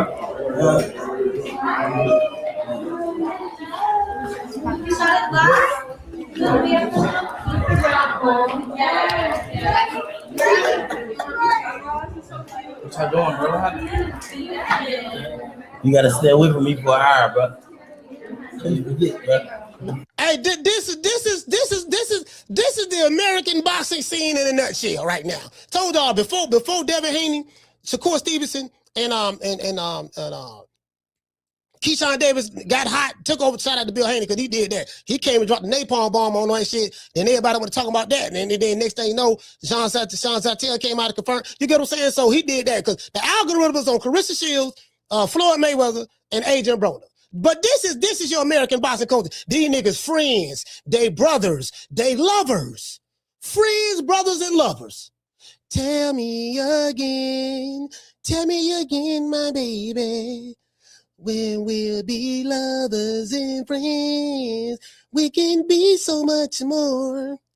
Boy, tell me again. Like, these niggas want to be lovers and friends and brothers. We're brothers. We're brothers. We singing and we happy and we colored. Give me a high five. This what's going on in American boxing. Your favorite fighter, this nigga got brothers, he got cousins, he got, normally like Tommy the Hitman Hearns, they called Tommy the Hitman Hearns the Hitman because he had a list of motherfuckers who he wanted to fight. And in order for you to be a hitman, you got to have a list of people you got to have a list of names on the hit list. And then you knock them off one by one, or if you can get two, one by one, you scratch them off the list. That's what Tommy the Hitman Hearns was. In American boxing, these niggas got a list of names who they not gonna fight. Let's see. Okay, wait a minute now. Let's see. Yeah, Sugar Ray Leonard. Nah, I ain't fighting Sugar Ray Leonard. I like him. Let's see. Tommy the Hitman Hearns. Nah, I ain't fighting him neither. You know what I mean? Tommy a little too tall. He too tall. Marvin Hagler, I damn sure ain't fighting that nigga. That nigga that look too mean. Roberto Duran, nah, I ain't really fighting him. I ain't got nothing to get Panamanian. Let's see, Pochop Willie. Nah, I ain't really fighting Pochop Willie. Let me see, that's my cousin. All right, Keyshawn Davis. Nah, I ain't fighting him. That's my brother. Let's see, Shakur Stevenson. Nah, I ain't fighting him neither. That's my brother too. Okay, Hobo Sam. Nah, I ain't fighting Hobo. Let's see, Chico Stick. Nah, I ain't fighting Chico. Like, nigga, who is you gonna fight? True. That's what's going on in American boxing. Literally. Okay, let's go back. So let's go back over here. Listen, let me tell you something. I'm gonna tell you something. If a man is that comfortable kissing you in your mouth on camera in front of millions of people that's watching, guess what? Ain't no telling what y'all doing when the cameras are off. True. I don't put no pad on nigga. Like, listen. If a man for one, y'all two, for one. See, this how I know they be making love. They be making love off camera. This again, if that's what they into, that's what they into. Shout out to AB. I ain't mad at you, AB. You got 10 kids, and you found a little fine, little red, little short thing. You can't make me bad. He from Tampa, but he ain't come up in my era. So nigga from Tampa, it's embarrassing, making us look bad. But it don't make us look bad, but it do kind of make us look bad. But that's neither here nor there. So you found your little short, little cute little thing. You know what I mean? And a little boot thing, whatever the case may be. Because I remember a time. See, AB, this ain't his first time doing this. There's a video of AB, goddamn it, when him and Tank was at the club and he was sitting in between Tank legs. Do y'all remember I showed y'all that video?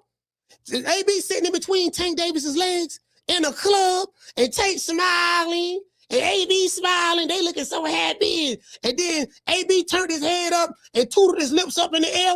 In order to they were streaming live. In order to give Tank some sugar, and Tank faked like he puckered his lips up and faked like he was gonna give him some sugar. Then he snatched away and said no. Like they just come on, fam. True. Yeah. So I'm like, so AB kind of used, you know what I mean? So that's one thing. Two, a nigga who drunk can't be in my face like that anyway. No man can be in my face like that. But when somebody drunk, cause you smelling all that alcohol breath. Why y'all up that close on another man's face like that? AB 36, he'll be 37 this year. Y'all all close on y'all like, bro, I get it. The bro, like, nigga do anything for money. Me and my homies ain't never played like that.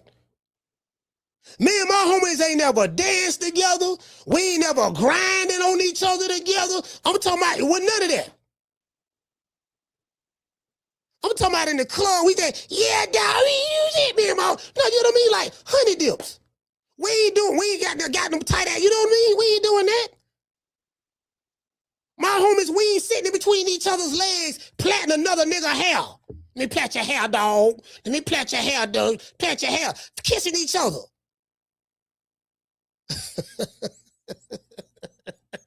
Coach, you hating, coach. Coach, you a hater. You a hater. Yeah, okay, whatever, man. True. Yeah, whatever, man. yeah, whatever. yeah, whatever. Yo, man, whatever you say, man. Shout out to IT Bell Bonds. Sitting in any kind of jail right now for child support, driving on a suspended license, or a missed court date? Don't even trip. I made one phone call to IT Bell Bonds, and they had me out the same day. No judgment, no games, just real people who move fast. If you or a loved one is locked up in the city of Tampa, call IT Bell Bonds at 813-231-2663. IT Bell Bonds is located at 6201 East Hillsborough Avenue, Tampa, Florida, 33610. IT Bell Bonds. When freedom is on the line, Call IT.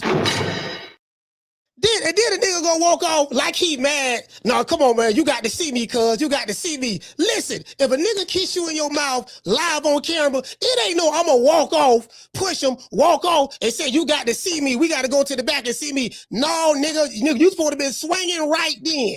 You supposed to be letting your hands go right then. As soon as he put his lips on your lips, you supposed to be throwing, you still supposed to be throwing punches right now. But guess what? You didn't do that. So that tell me, y'all, you comfortable with that. You and AB, y'all got a little, you know what I mean? Y'all got a little thing going on. And if that's what y'all into, that's what you into. I ain't mad. I ain't mad. You get what I'm saying? But I'm just saying, baby, you know, like, fam, Lord have mercy. True.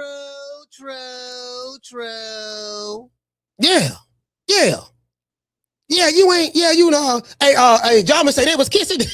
I don't want to show this again. Yarmus, yes. Yarmus, look at this screen. Yarmus just getting here. Yarmus say they was kissing. Do you see this, Yarmus? Do you see this? This the picture right here. This the top picture right here, Yarmus. This is the top picture. AB don't kiss the man right there. You know what I mean? Booed up like LMA. Boot up. Doobie-da-da. Boot up. Niggas is booed up in America. This is American boxing. Both of these dudes are boxers. Dean is an influencer and AB is both of these dudes are boxers. They booed up now. It's hard, nigga. You don't always gotta shut the fuck up, nigga. Fuck up, bitch ass nigga. Now, why you getting that close on somebody's face like that there? See, that right there. See, no man supposed to be that close on another man anyway. I'm trying to help you get money, nigga. You see this here? And King, I'm trying to help you make money. Look at that. Look, you see what I'm saying? It just gave him some sugar. Like, who do this? You ain't just kiss me, cut. He like it. He likes it. He likes it. You gotta see me, You gotta see me, cuz. Come on, cuz. Come on, for real, though. You gotta see me. Now they making money, getting millions of views. They doing that. But look what they gotta do to get the millions of views. They gotta kiss each other. They gotta be one nigga land. Bro, listen, hold on. Matter of fact, what the one that y'all seen the one that Dean was laying on the couch on his stomach with his drawers on. The man was laying on his stomach with his drawers on. AB came in there and was looking at the man anus, talking about how fat it was, and he was still laying on his stomach while AB was complimenting his round brown. I'm telling you, dude, I'm telling you what's going on. That's American boxing. But I'm hating though. I'm hating. I'm telling you what's going on. I'm a hater though. Oh, okay. True.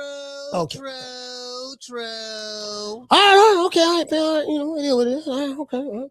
Phone lines open, man. 530-494-9636. Do y'all think Tim Bradley is right about Keyshawn and Devin and Shakur being all scared of each other and this and that and all? What do y'all think, man? Phone lines is open. You want to talk some shit?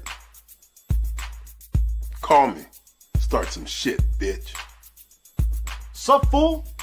You gonna talk shit about me, homie? Where you from? Hundreds of niggas is waiting for your motherfucking call, and they all talking shit about you right now. Call the coach at 530-494-9636. We waiting on your bitch ass. Yeah, man. Phone lines open, man. Y'all call here and tell me how much you love your favorite fighter. Please do. Please defend them or not, whatever. You know what I mean? Phone lines open 530-494-9636. I just want to see the fights. As I said before, the Keyshawn Davis and Devin Haney fight is the fight to make for me. That's the one I want to see. I want to see that fight right there. I definitely want to see that fight. I want to see that fight. Bill Haney did not agree because he feels that because Shakur Stevenson is ranked number 3 on the pound for pound list, that's the bigger fight. And I'm like, that pound for pound list is subjective and all that shit there. I'm like, man, he might be on that list, but I don't think that's the better fight. Caller, what's your name? You called from? What's going on, coach? Man, this Irv from the 504. You heard me? How you feeling, bro? Hey, what's going on? Irv from the 504. Talk to me. Man, like I wanted to tell you, first of all, I feel like I think the question. I feel like Tim Bradley. I agree with him I agree to him with a certain extent. This is what I agree with. I do agree that this boxing, you know, he come up in a different era. We all have to fight against each other. But from a different standpoint on when Keyshawn and them talking about, them dudes really been through the trenches together. They really got real life bonds. Some of that you can't put in front, you know, you can't put the money in front of that. Now, I'm a Keyshawn Davis fan. I'm a Devin Haney fan. I feel like that fight is not too far off from, because I feel like really Shakur Stevenson is going to pity pat around that fight anyway. He's not going to really, he's going to come up with an excuse. He's going to come up. Devin got a better chance at fighting a motivated, driven, high-strung Keyshawn for a tougher challenge than a Shakur Stevenson, who you got a debate on is if he's going to even come to play or how he going to play, because he's going to make an excuse and cry. And I like Shakur too. But I think they hype him up a little too much, just like Devin come for the win. I don't like that. Keyshawn is a killer, man. When you playing around with Keyshawn really trying to get you out of the way. Yeah. So I feel like it's going to be a tougher fight for him. And I love Tim Bradley, but I don't agree with him him not getting a point at them two dudes, really, even though they're not biological brothers, bro. They've been through the trenches, man. The state is man life. What trenches have they been through? I'm not familiar. What I mean by that is in the history as far as when my man name is, when Keyshawn was like, man, I was struggling, I was going through, and you know, in my mental when he had his mental breakdown, basically. Shakur, the one that was kind of big brother them. Look, man, do this. Because I don't know about you and how you come up, but man, that's a pivotal point in that young man's life. If he'd have been around the wrong person that was pushing towards this, we wouldn't have the Keyshawn we have now. And I ain't saying he's perfect or nothing, but what I'm saying is that's an honor that man looks up to him for. And I can't knock that, because when you got somebody who like a big brother who really, to me, saved his life. Because I don't, you know, I didn't have family members who didn't have mental breaks. Is that what Shakur and Keyshawn saying, or was that what you're saying? That's what Keyshawn said. That's what Keyshawn said.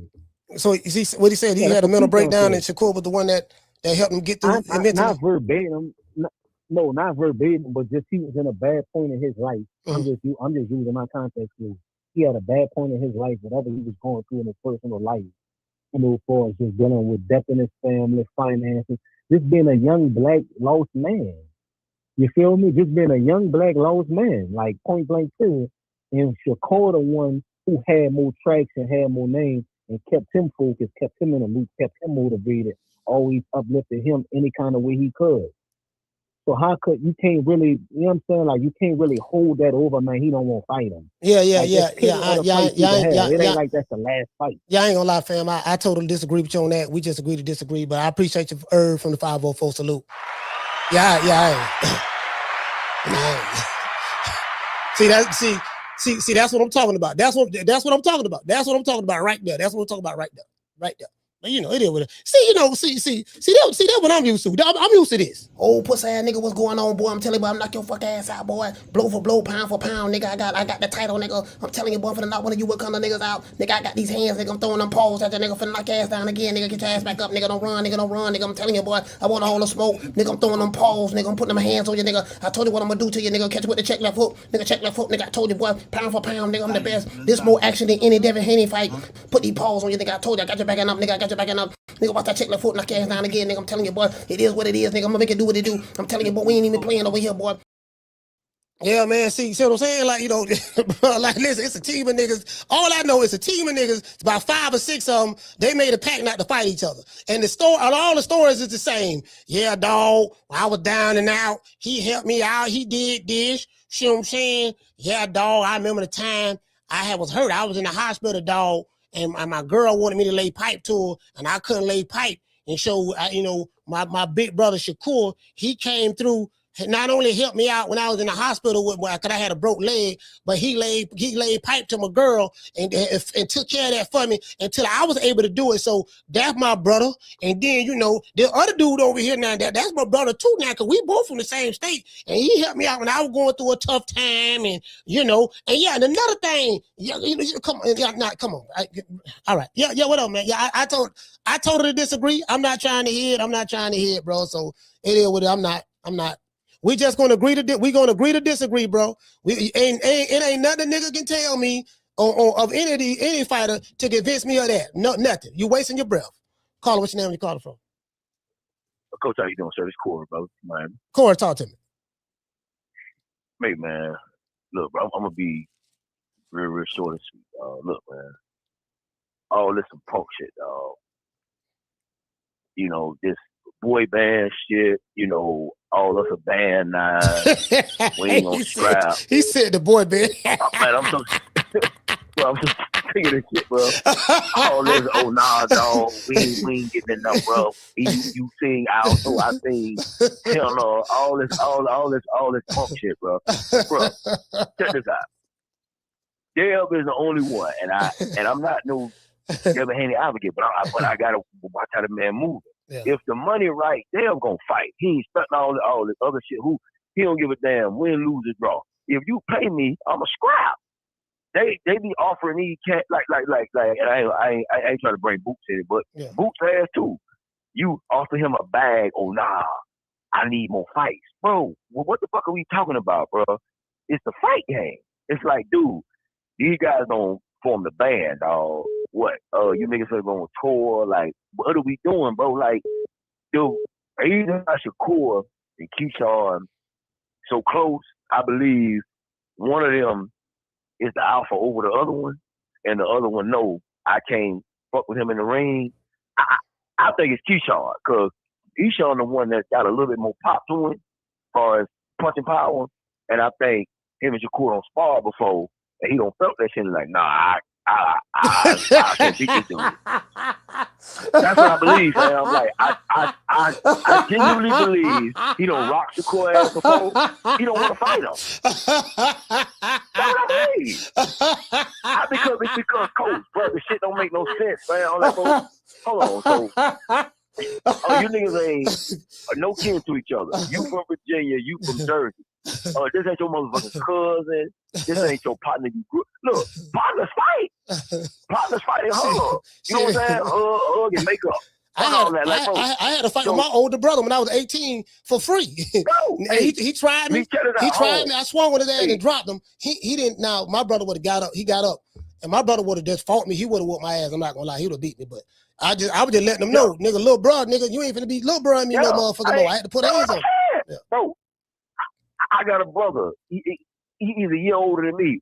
We nigga get into it all the time. Now, of course, you know, I didn't like that shit. You know, hey, y'all niggas ain't finna be fighting each other. Ooh, y'all, you know, I fight bitches on the outside, whatever. But these guys crazy, bro. I don't understand this shit, bro. It's like y'all hanging around each other. See, they hanging around each other, gauging each other off each other in some sparring shit. But y'all don't know how it's gonna go the night of the fight. You don't know. They scared. That's the only thing that I can come up with. One man is in fear of the other man. I think Keyshawn Davis don't rock Shakur ass before. He's in back because he is a little timid. In my opinion, I think he's a little sensitive. I don't know him personally. You know, seen him before in person, like in around him. Yeah, I've been around him. I've been around him. Yeah, you sound sad, man. But I got other calls. So I don't need you to land your plane. All right, my brother. No. I'm good, dog. All right, salute, fam. I'm on you, brother. Shout out to Corey, man. Salute. Yeah. You know, I mean, it is what it is. So, anyways, as I said before, the Keyshawn Davis and Devin Haney fight is the fight. For me, Keyshawn Davis is the mandatory now. He's the number one guy, and he's the mandatory. I think that was a magnificent move that Shakur Stevenson and Jay Prince made by making that happen. I do believe that was a magnificent move, and you know, it is what it is. That's a magnificent move. That's the fight. That's the fight that need to be made. That's the fight that need to be made right there. Caller, what's your name? Where you calling from? This is Jermaine from Toledo, Coach. What's going on? Jermaine, talk to me. Hey, yeah, I'm with you, Coach, about that. I think Keyshawn is the more of the better fight because I feel like you said, Keyshawn, he gonna try to knock Dev out. Yeah. He ain't gonna try to be sitting all pretty and wait till you throw and then he throw and no, he'll throw on exchange and try to, you know, he'll take a punch to get his off. You know, Keyshawn, like he ain't one of them dudes that's scared of, you know what I mean? He'll take a punch.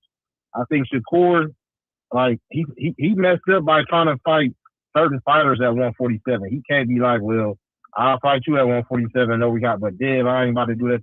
So I just feel like that's where he messed up on his hand. I feel like he should never even, like, if you know what I mean, you should never even play your hand like that.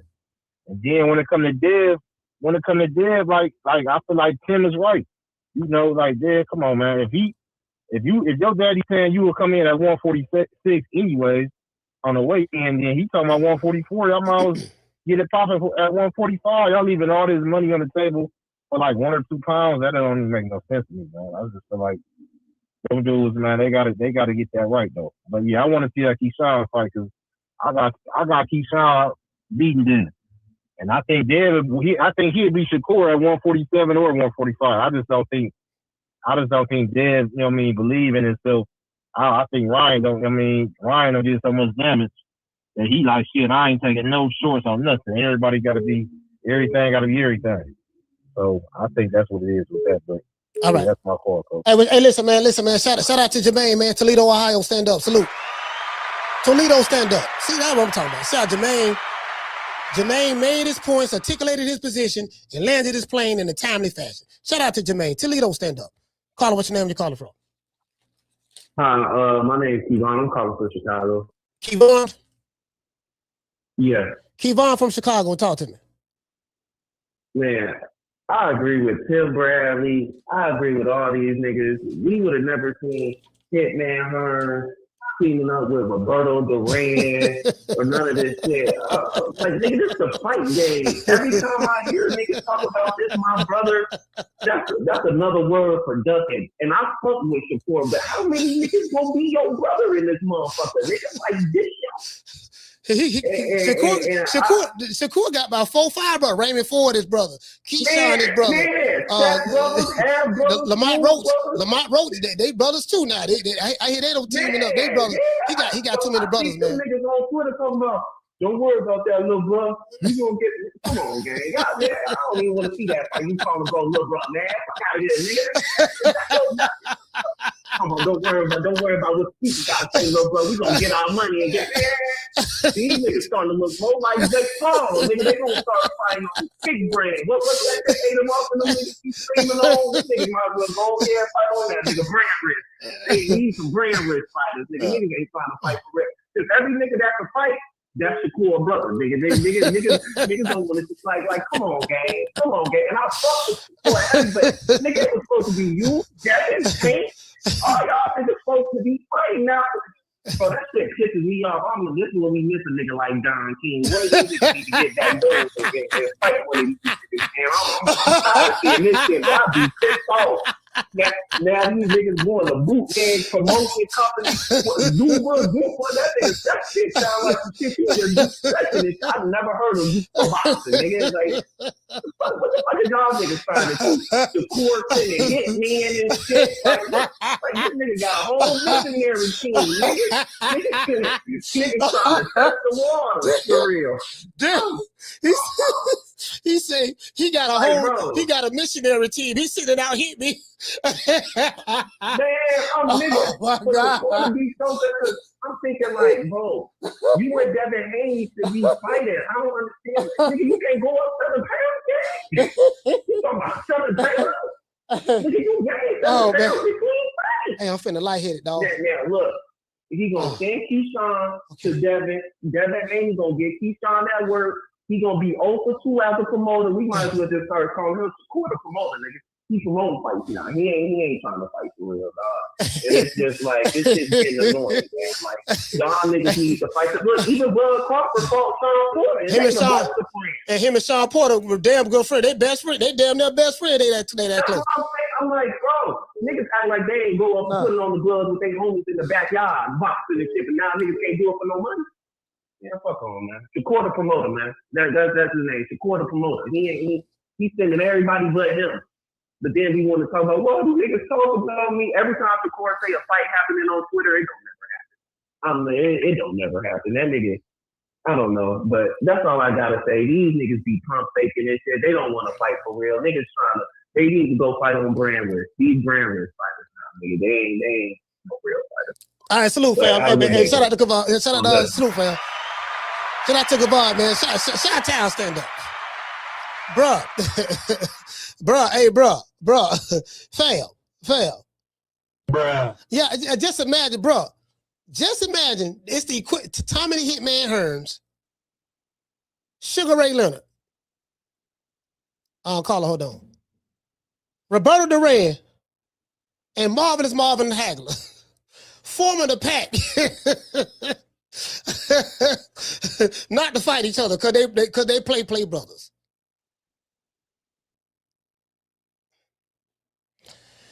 Carla, what's your name? That's the era I come from. Carla, what's your name when you call it from? Hey, yo, that's Rob from Wakanda. Rob from where? Wakanda. Rob from Wakanda. All right, talk to me, Wakanda. Hey, yo, what up, my nigga? Hey, look, I wanted to holler at you, homie. That nigga Devin Haney, man, why we giving him a stage, homie? That dude ain't no real fighter, man. He ain't no real boxer, homie. I know what this is, man. Man, you call him trolling again.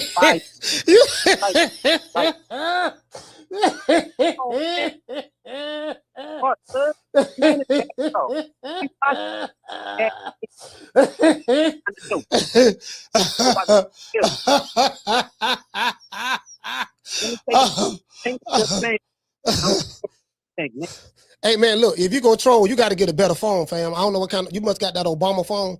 If you're gonna troll, fam, get you some money, buy an iPhone or a really good Galaxy. But the Wakanda phone ain't gonna work, man. Call back when you get a better phone line. Yeah, that ain't gonna work for you. Yeah, that shit breaking up and shit.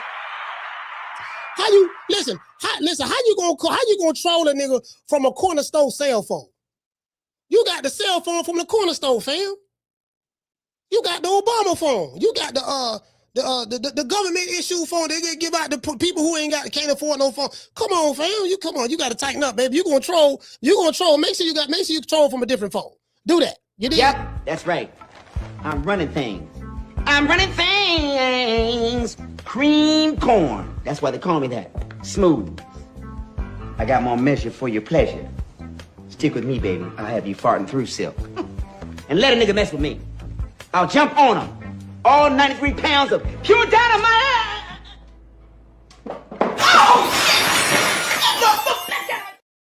Yeah, man, if you gonna troll, you gotta have your troll game on point. Now, y'all, you gotta do a better job than that. Make sure you got a good connection. Make sure you witty. Make sure you smart. You know what I mean? You gotta, it's a lot that go with that. You see what I'm saying? Like, there's a you know what I mean? Damn, but you gotta get a better phone than that, dog. You gotta get a better phone than that. You know what I mean? You know what I mean? Because again, a lot of these, like I say, a lot of these niggas, they American boxing, they kissing each other. They got brother.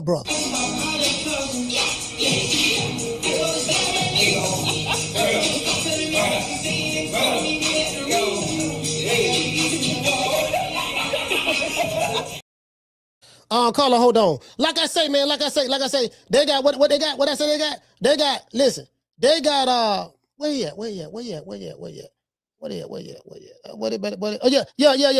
They got them brother. Bro, what's wrong with this nigga, bro? He said his girlfriend. Hey, my brother, man. Hey, I'm getting jealous. She said, don't kiss him. My brother. Bro, what's wrong with this nigga, bro? He said his girlfriend. My brother, man. Hey, I'm getting jealous. She said, don't kiss him. My brother. Carla, what's your name? Where you calling from? Hey, what it do, coach? It's Wookie Wook calling from Mass, man. Wookie Wook, talk to me. Ain't nothing, man. Shit. Hey, shout out to all the callers so far, man. I pretty much agree with damn near everything everybody got to say. And I'm just coming from a standpoint with, man, listen here. I ain't got no time to be doing no motherfucking math about no what weight we gonna meet up. Niggas fight, bro. I don't that's up to the brothers. Let the white folks figure that shit out. I ain't got no time to figure out, well, nigga gonna fight at 144, nigga gonna fight at 145.5. Nigga, I don't give a damn what weight talk y'all niggas fight at. Nigga, just fight, bro. I don't care about none of that shit. You know what I'm saying? And then touching base on that Zuffa, the whole Zuffa thing. I feel like Zuffa Lane should have been. If I was running Zuffa, nigga, I ain't running nothing but catchweight fights because that's where the game headed at anyway. All these niggas, that's what I feel like. That's where the money gonna be at some point anyway. It's catchweight fights, nigga. I mean, that's pretty much it. Like weight should not be an issue of why you can't fight nobody. Bro, we just seen Bud Crawford go up 2 and fought Canelo, my nigga. You feel me? Yeah. Ain't no excuse for nobody. At least, and damn for sure ain't no weight. Now y'all kind of had us when y'all talking about money and shit like that. I can understand them, but weight, nah, bro, nah. Ain't no excuse, bro. Ain't no motherfucking excuse, bro. Tired of this motherfucking shit. I feel the same way as every other caller, nigga. Just fucking fight. That's all I got, coach. Shout out to Wookie Woot, man. Massachusetts stand up. Yeah. You know, I want to see him fight again. I like the Keyshawn Davis and Devin Haney fight better. For some reason, I don't. Again, I know Shakur is on the pound for pound list, this and that, but that shit's so subjective, and Shakur don't move like a pound for pound fighter like that. So again, this is the same Shakur Stevenson who shitted on Sugar Ray Robinson, saying Sugar Ray Robinson was buns. The pound for pound list that he's currently on is there because of Sugar Ray Robinson. If you're going to shit on Sugar Ray, you don't deserve to be on the pound for pound list, because that pound for pound list was there because of him. He's the reason why they got a pound for pound list. But he ain't going to come to fight like Keyshawn Davis coming to fight. Keyshawn coming to try to knock Devin Haney out. And we probably going to see the best version of Devin Haney that we going to get. And we're going to see the best version of Keyshawn Davis that we're going to get. I'll call her, hold on. I don't want to see this shit. Hop. Hop. Jump back. I want to Keyshawn coming to fight, and then Bill Haney say that he said Debo Dev got a bunch of tools in the warehouse, so he gonna have to pull them tools out if Keyshawn is who they say he is. If he is who they say he is, he go that's the fight to make. If he's that. Caller, what's your name? Where you calling from? Hey, what's up, Coach? It's Rose from Mississippi, man. What's up, man? Rose, talk to me. Hey, I see we boxing might be hot back again. We got the trolls coming back in, huh? Yeah, they calling back. Yeah, that's good. Yeah, they're good, yeah.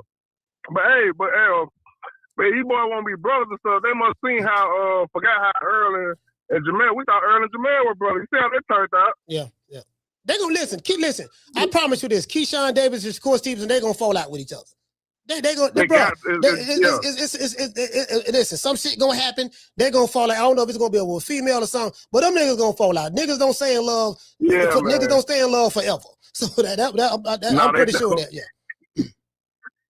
Yeah, they got. Cause bro, they're like, man, cause especially when Richard Hitchens said talking about we was in the same bed together. I'm like, man, what these niggas talking about, bro? The same bed? Cam and May was looking crazy when they said when Richard Hitchens said that. Then he writing love letters to Shakur too. He said that love letter he wrote to Shakur. What he wrote on this podcast on X? He wrote it on X. Yeah. Let me look at it. Let me look this shit up. No, man. Come on, he was down bad, and Shakur gave him some money, helped him get in the Powerade commercial. Never turned it back on Shakur. Yeah, he loved it. I saw that. Yeah. You know, I mean, he in love. You know what I mean? That's his brother. You know what I mean? That, that pretty much where we at right now. I mean, I get it. You get what I'm saying? You know, he did a lot for you. He helped you out. You know what I mean? And you in gratitude to him. So it don't make sense for us to fight each other for a whole lot of money. That don't make no sense. You know, let's fight. Let's fight to get the bag together. Like I say, just imagine if Tommy the Hitman Hearns, Roberto Duran, Sugar Ray Leonard, Wilfred Benitez, Marvin Hagler, Wilfred Benitez fought Roberto Duran, Hearns, and Sugar Ray Leonard. Sugar Ray Leonard fought Benitez, Hagler, Hearns, Duran, and he fought them four. Just imagine Roberto Duran them saying, you know what, guys, Hagler, yeah, what's up? Well, I'm not gonna move up to fight you. Okay. Sugar, what you gotta say? Yeah, I'm not moving up to fight you. We brothers. Tommy Hitman Hearns, what you got to say? Man, you know it's all love on this end, man. Let's take care of everybody else who, you know, let's come together for the Avengers, Voltron, you know, and let's go ahead and be, you know what I mean? Bro, like, I'm, you know, again, you know, only in this era. And the fact that fans will call the show and justify that shit. I say, yeah, dog, you got it, big dog, you got it, big dog, you got it. Hey, Coach, one more thing. Sugar Ray Leonard and Aaron Pryor was cool coming up then, and Sugar Ray Leonard promised Aaron Pryor a fight, and Aaron Pryor went to his grave hating Sugar Ray Leonard, didn't he? Yeah, I don't know the entire backstory on that. To be honest with you, you know, Aaron Pryor fought at 140, so I heard quite a few different things. Some people say Sugar Ray duck Pryor. Some people say that the money was an issue because Sugar Ray was that guy back then. He was the money guy. He was the money guy. So I have to do so. I have to find out some concrete stuff for people who was actually there, and I haven't done that yet. So you know, I don't know why they didn't fight, but. All right, Coach. Love Mississippi, Coach, man. All right, salute, fam. Yeah, but motherfucker, shit. But look who Sugar Ray fought. Nigga fought Benitez, Hearns, Duran, and Hagler. I'm like, hey, look who he fought. You get what I'm saying? Shit, look who he fought. So you know, okay, if you King Kong, if you Godzilla, and you don't fought King Kong, Gamera, Gamora, but you ain't fight Mothra, I can't hold that against you. Well, yeah, you know he ain't fight Mothra, but yeah, but he fought King Kong, Gamora, and he fought Gamera. He fought them. You know, goddamn. You know what I mean? Okay, you ain't fighting one nigga. You get what I'm saying? For whatever the reason may be. Yeah, I ain't, you know.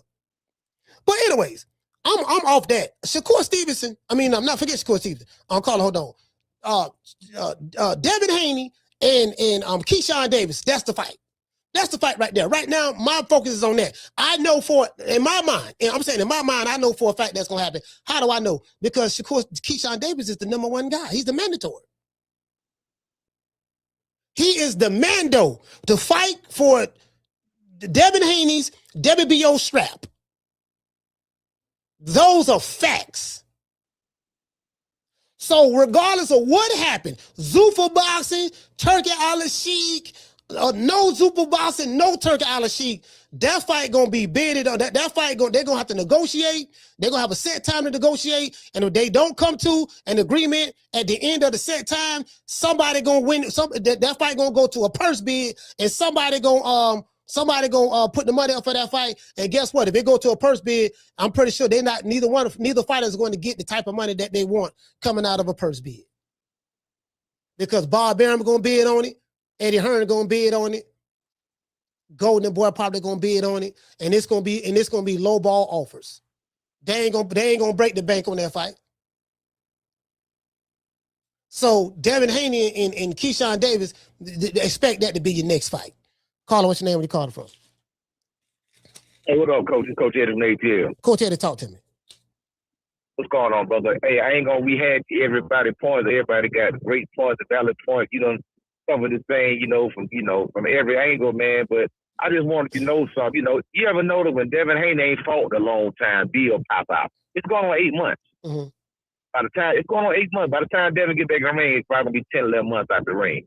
He had these long layoffs, and then when Devin ain't goddamn popping, he started adding to the list. Mm-hmm. He just started throwing random people on the list, and he started talking. All these dudes do the same thing. Shakur was willing to go up and fight Conor Ben at 47, but want to fight Devin at a catchweight. Devin was willing to go up and fight Xander Zayat for 154, but turned down to fight against Boots at a catchweight. So it's like, then not only that, now Bill done added some more people to the list. He done added Pandora to the list. He done added Xander to the list. He added Virgil Ortiz to the list. And he added Boots to the list. So now he done added guys at 154 pounds to the list. Oh, he got another list? I didn't know he had another list. I interviewed him. Oh, yeah. He did? Oh, yeah. Oh, okay. Yeah. He said, we'll fight them guys at 147. He said, we'll fight him at 147. He said, we'll fight Boots at 47. We'll fight Virgil Ortiz at 47. We'll fight Pandora at 47. And we'll fight these other guys at 47. Man, them dudes don't even fight at 47. Man, Bill know the people that come down to 47. Bill know the people that come down. He was to the list. Bill know what he's doing, man. Hey, I asked Bill. I said, Bill, how can I get on the list? I'm trying to get on the list. What I got to do to get on the list? I'm trying to get a payday too. Everybody who fight Debo, they get paid. So listen, I'm trying to get on the list. I meant to ask Debo that. You know what I mean? But he had a security tank. Shout out to Tank. Tank was right there. Shout out to Tank. Security. Shout out to Ring. Shout out to Ring walked in and Ring walked in. It was there. Yeah. So the security was kind of deep. So I didn't want to. You know what I mean? I didn't want to. Make Debo mad. But I'm telling Bill, look here, man. See, can you get me on the list? I'm trying to get on the list. Bill put everybody on the list. He'll put Fedora on the list. I'm trying to get on the list. Tell Debo. 7 feet tall. Tell Debo the thing about Bill. I need a payday. Go ahead. But Bill's so smooth with it. Now his minions, they'll take that statement right there, and they'll say that every last one of them guys up Devin Haney because they don't want to come down and fight at 147 because Devin Haney is the draw. I don't know how they do it, but they can spin anything. And Bill's a mastermind, man. But I say all that to say this: the man ain't fought and going on 8 months. It's been a long time since he's been in the ring, man. I'm surprised he's in shape, but he real disciplined fighter, man. But some got to shake, man, because it's gonna mess around. It's gonna be a whole year, man. Devin don't fight enough, man. You know what I mean? These long layoffs ain't good for these fighters, man. But I agree with you, coach. The fight making Keyshawn Davis. Now, if he really Debo, I want to see Debo pull up in New York at the Barclays Center, sit front row. You said you'll fight Alexander at 154. All out the wonder. It's just, you know, since you added these guys to your list, you put all them guys on your list, show up at the fight on 27 and raise your hand. You know, say, I want Nick. That's my call, coach. All right, salute, fam.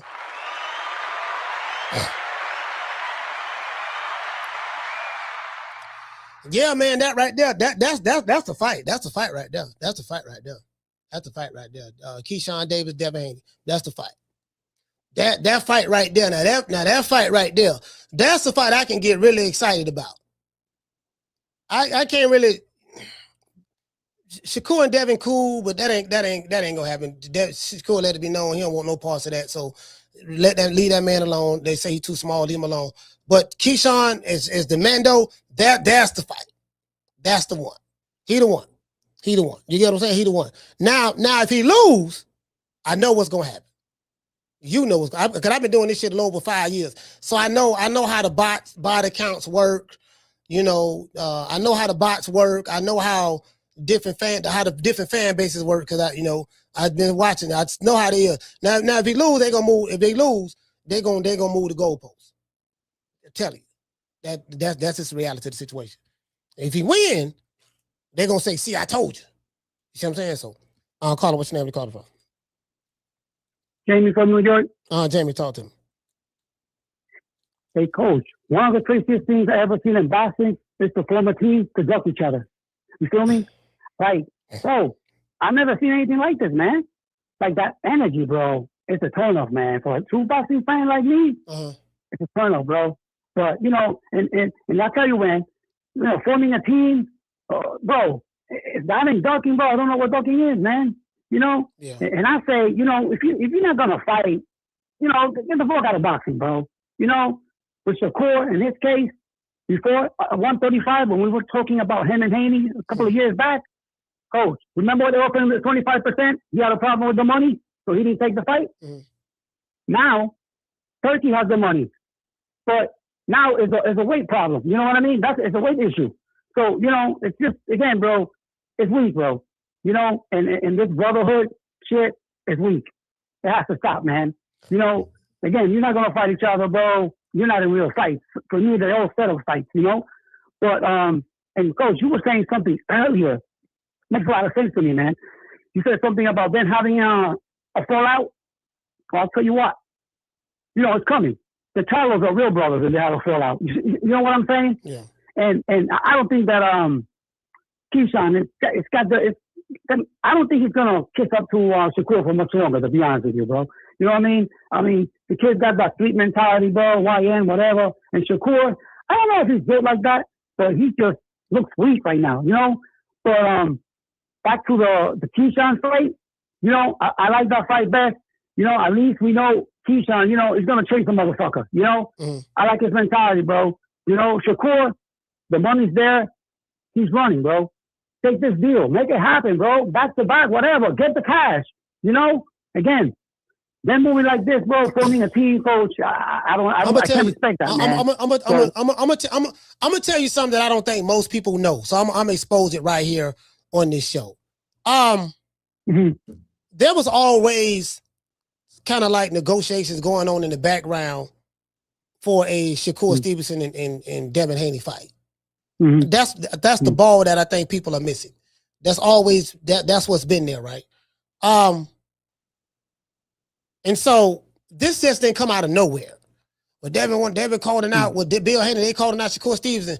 That was some shit like going on in the background for real. Because Zuffa Boxing, you know, as reported, because I don't want to say Bill Haney said, because don't nobody believe nothing he say. So I'm gonna say the white man. The white man, Sean Zytel, and the white man, Mike Coppinger, said that, hey, Devin Haney and Shakur Stevenson have signed to Zuffa Boxing. The white man, Eddie Hearn, said a month ago that 3 weeks ago or something of that sort, that Shakur Stevenson has signed a deal with Zuffa Boxing for $15 million. So we're gonna take what the white man say, you know, so hopefully y'all to believe him, because I know, you know. So that's true. But however, Zuffa not gonna pay them. Zuffa want them to fight each other. That's what Zuffa wants. The people over there. Look, you got to fight each other. Look, you're not going to be able to fight a pork chop bowl. So they need a name. They need a name, a big name fighter that the brand can get behind financially. They're not going to get behind Shakur Stevenson and O'Shaquie Foster. They're not going to get behind that. Yeah. You see what I'm saying? That ain't, what's that? I get it. Do 2 weight divisions below you. They're not doing that. You know, and you ain't gonna fight at 135 because there's nothing to fight there for. No titles on the line, just right. You get what I'm saying? Yep. But now this Shakur Stevenson, Keyshawn Davis, this Keyshawn Davis move, I like that better because Keyshawn is actually going to come to fight, and I like his style, and it's going to force Devin Haney to pull out them tools that Bill was talking about. So I think that'll be a better fight. Devin Haney will be able to show his skills a lot more. And Shakur Stevenson, Keyshawn will be able to show his skills a lot more. So just from a matchup standpoint, Jamie, that's why I like that fight better, to be fair. Yes, sir. Yes, sir. I like it too, man. Again, you know, we know Keyshawn's going to take chances, bro. You know what I mean? And he's going to go after a motherfucker. Yeah. So I like the energy right there, you know? But, you know, another thing, Coach, if they do fight, you know, Keyshawn and Haney, you know, I don't know who I'm going with yet. Shit. The fight night, I might go with Keyshawn. Who knows? But I'm going to say this, though. You know, I wish Shakur was in that corner that night. You know what I'm saying? Because, bro, I don't want to hear excuses, bro. You know what I mean? I might root for Keyshawn that night, win or lose. I don't want to hear excuses, man. I want to see Shakur in that corner dishing out instructions. You know what I'm saying? Like he did with his little bro. All that little energy he had for the other guy, I don't see it against Haney. He's a bitch, man. I'm out. All right. Hey, so Shakur. Hey, that shit is funny. Hey, Raymond Ford over, listen. Ray Ford over there getting his ass whooped. Goddamn, O'Shaquie Foster putting hands and foot on him, threw him out the ring. They showed Shakur Stevenson over there. He tried to coach him in the corner. Yeah, she did what you got to do, man. Shakur hopping. He hopping, going forward, hopping back. He said, "No, you got to hop forward and then hop back 2 times. Hop forward 1.5 times, but then hop back 2 times." You see what I'm saying? Like they showed Shakur like he was trying to talk. I said, "Man, what kind of shit?" I say, "Man, look here, man. Look, just go ahead. Listen, man. Let's get get Debo Devin Haney and get Debo Devin Haney." And get Craig Keyshawn Davis. That's the fight. We gonna rock that fight. We gonna rock with that one. Hey, okay. Shout out to Jermaine for dropping that half for damn dub on your boy. Hey, Leroy. Super chat received. Playtime's over, boy. He said, "Coach, how should the public feel if Zuffa comes out and announces their fight and it's not Shakur or Key, but they say the fight been a done deal? That Haney's just ain't said nothing publicly." Now the fights. Well, again, I can only tell you what I know. From what I know, the fight that Zuffa Boxing want to make is both of these guys got to fight a name. Is that superior? Top Rank don't have a problem with Keyshawn Davis fighting Devin Haney on Zuffa Boxing. They don't have a problem with that for one fight. They don't have a problem with that at all. So Top Rank is willing to let that fight make that fight. Zuffa Boxing want to make, you know, Shakur and Devin. In order for Devin Haney, Shakur Stevenson to get paid the big money that they want, because it's contingent upon who you fight. As I said before, I don't know a job on the planet Earth to where the employee or the person that's being hired as a independent contractor can do what the fuck he want to do. You gonna have to do what the person who paying you to do. It's that simple. If you want my money, you gotta play ball. That's gonna be the reality of the situation. So, you know, so about the what if this and if that, I don't know about the ifs. I'll let you figure out the ifs and all that stuff there, fam. All I know is this is what they said they wanted. This is what they said they wanted. This is what I know from what I investigated. The same thing that Sean Zartel is saying, the same thing that Mike Carpenter said, and the same thing that Eddie Hearn said. Forget what Bill Haney said. Y'all don't believe him anyway, even though they said the same thing that Bill is saying, but that's neither here nor there. So we'll refer to the white men. What the white men have said in the media is what Zuffa Boxing wants. So, you know, it has to be something that they're going to get behind. It's as simple as that. If it can't be no like you fighting the pork chop. Oh, let me fight Sandor Martin. No, it ain't gonna be none of that. You get what I'm saying? Down from the bar, there's a platform stage. People pimping, sharp as razor blades. Hey man, shout out to Keisha. Shout out to Yarmus. Yarmus, what's up, brother? Yeah, they gotta fight each other. They gotta fight each other. Oh, wait a minute, y'all. You wait a minute. Hold on, the brother. Okay. Hold on, wait a minute. Caller, what's your name? Where you calling from? Hey man, listen, you know it's Bill Haney, and you know it's breaking news that you can use. You know what I mean? But it must be piggybacked on top of what you already said. Y'all ain't gonna believe me, but y'all gonna believe them. So enough of everybody else has said. What the world wants to see is Devin the Dream Haney versus Shakur Stevenson. Now, Coach, now that's one thing that you said that was true. But let me tell you one thing when we caught you in a lie at. What's that? You ready? Go ahead. You ain't wanted to get on no list with Dev, and you seen Dev in person, and you know that Devin could use all defense on you and beat you 12 rounds straight. I'm talking about he don't even have to throw a punch and beat you. You think what I'm saying? Facts. Hey, facts. I'm trying to get on the list. I'm trying to get on the list, man. I need a payday. I need a payday, Bill. Look out now. Look out. You want to get on the list? You want to get on the list to the after party, Coach. Now tell them what list it is. You know what I'm saying? It wasn't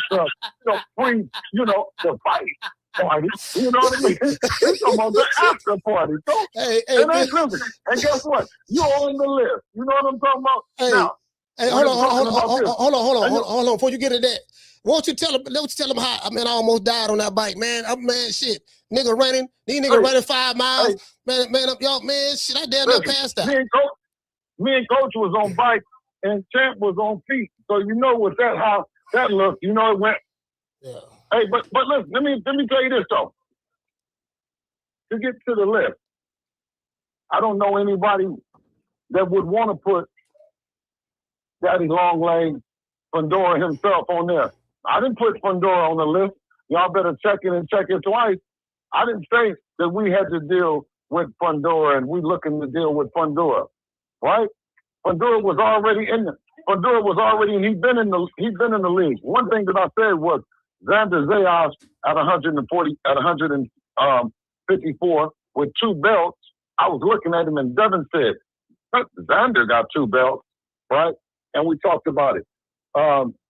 When you talk about 147 pounds, Coach, champion, Devin ain't playing, man. And I'm not playing about who we got on the list. You know what the list is. And everybody on there is bad motor scooters that Devin wants to deal with. Right now,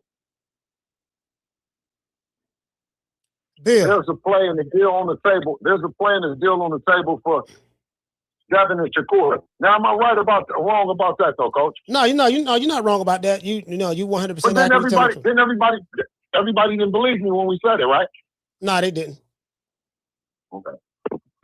They believe it now. They believe it now that Sean Zytel and Eddie Hearn and Mike Carpenter said it. They believe it now that they said it, especially Sean. But Bill, your next fight, I've just looked on the WBO website. Keyshawn Davis is officially the mandatory from what I'm seeing. And Bill, it looks like that's gonna be your next fight. Am I wrong about that? Well, I hate to let the people down about them two brothers. You know, as much as they stay together and they not gonna fight each other, I'm really not gonna let them get loose. You know what I'm saying? I'm gonna continue to demand that fight happens because that's the fight that the people want to see. But you know, of course, with Devin, you know, Devin is ready to fight. You know what I'm saying? Yeah, that's true. And you know that's what that is. You know what I'm saying? But he'll fight any one of them. He'll fight anybody. You know what I'm saying? Okay, but let's remove Shakur. I'm gonna tell you why. Shakur clearly, he's not. You know, he doesn't want to fight you guys. He says he's too small. He can't move up to whatever catch weight. What you say about Tim Bradley? Tim Bradley feels that you guys should negotiate the weight. Say, okay, I will fight at 145 and meet him right there. Well, to make that fight. Well, if the weight is the issue. Well, listen. Well, when we came back and we told Shakur to take a flat fee for the fight for Undisputed, right? He came back with 50-50, right? We came back with 50-50, and I said 50-50 for the what's the name? So I said, well, listen, 25%. I said, what about 25%? He never came back with 35, 45, 55, none of that other shit. You know what I'm saying? He never came back. He said that he was going to go. Wait, hold on, Coach. He said he was going to go to the WBC. So when me and Jay and when we talked, he said 44, and he never came back and said nothing else. I said 47. So it was never nothing to offer. I mean, unless you hear that they said 46. You think they'll do 46? Yeah, I don't know. I don't think he'll do 46. Okay, they said they wanted 44. We're talking about Timothy Bradley. What Timothy Bradley would say. Yeah, Tim Bradley said meet at 145, and you know that's Tim said y'all scared to fight him and at 140 something, and he's scared to fight y'all. So he's saying both of y'all scared. That's Tim Bradley. That's what he said. But listen. When you talk about us not looking good, and then you say, well, you know what? Yeah, y'all scared that you just fought and you guys looked amazing at 147 pounds and you beat the champion and all that stuff, but you're scared to fight at any other weight than that. I don't understand what he means, man. All right, so Keyshawn Davis. I agree. No, I agree. No, listen, I agree that he's the champion and he looked good his last fight. What are we talking about? No, nobody has ever talked about nothing. No, what I'm saying is he's never talked about this weight shit before it was the money and it wasn't the weight. So it clearly says that you're looking to get an advantage then if it's about weight. So Timothy Bradley can't see that. If he says it's the same guy, the same height and all that, you say that it's the money on this issue. And then on the next, at 47, it's the weight. Make it make sense to me, Coach. Just explain it to me. Have some callers call in and explain the shit to me. Yeah. You know, this is the thing, Bill. I don't want to go down that weight rabbit hole with Shakur. I agree whatever you say. Right now, Keyshawn Davis is the mandatory. What's up with that? Listen, what I'm saying is, until they say it, I'm hear you. He's on the list, right? And he's the mandatory, and this other guy, right? He's the next up. But I'm talking about Shakur. But Shakur ain't talking about y'all. He don't even want to. The man don't want no parts of y'all, bro. I think that's obvious, Bill. That man sending. He got one of his brothers fighting the dude down at 130. He got another brother. He don't made him a mandatory in the WBO. Now he on y'all bumper want to fight. I seen Debo. I know Debo in shape. That motherfucker ready. He can fight right now from what I saw. You know what I mean? He in shape. So we know that. What I'm saying is the guy who don't want no parts of you, I don't even worry about him no more. His fans coming out. Well, listen, bro. In all fairness, bro, the same guys that you talk about, these is the new guys, right? Mm-hmm. These guys been picking on fighters. They say they want these fights. They say they want those fights. They on the pound for pound list. And y'all want us to say that, to tell the people and to tell the world, well, we don't want it. No, we want it just like they want the fights and they want the shit. Yeah, we do. So we're going to say the same thing. We're going to, if he doesn't, then it's Keyshawn. Okay. All right. So I'm gonna assume he doesn't. So it's gonna be Keyshawn. That's what I'm assuming. But I'm gonna drop the phone lines. I'm gonna drop the phone. I'm gonna tell you this. I'm going to not assume. I'm going to be hopeful and say that it's Shakur. Because, let me just say this, because I believe it's the biggest fight. That's the only thing that I'm saying. And until something happens different, right? Because the people with the money and Zuffa and all them, right? They said that that's the fight that they want. Right. That he knows it, they know it, and they've been negotiating. Right? Right. I know that. So I'm not killing it. I'm not the one saying no. I'm not the one saying that I've moved on and I'm looking for something else. I understand what you're saying, because the people who have the money, that's the fight that they want, and a lot of times the people who got the money, that they pretty much call the shot. That's what it's going to be. Listen, tell Canelo to stop wanting to fight Crawford then. Hey, hold on. They talking about, he didn't want to give him the rematch. Y'all do know when Crawford and Canelo fought, there was not a rematch clause.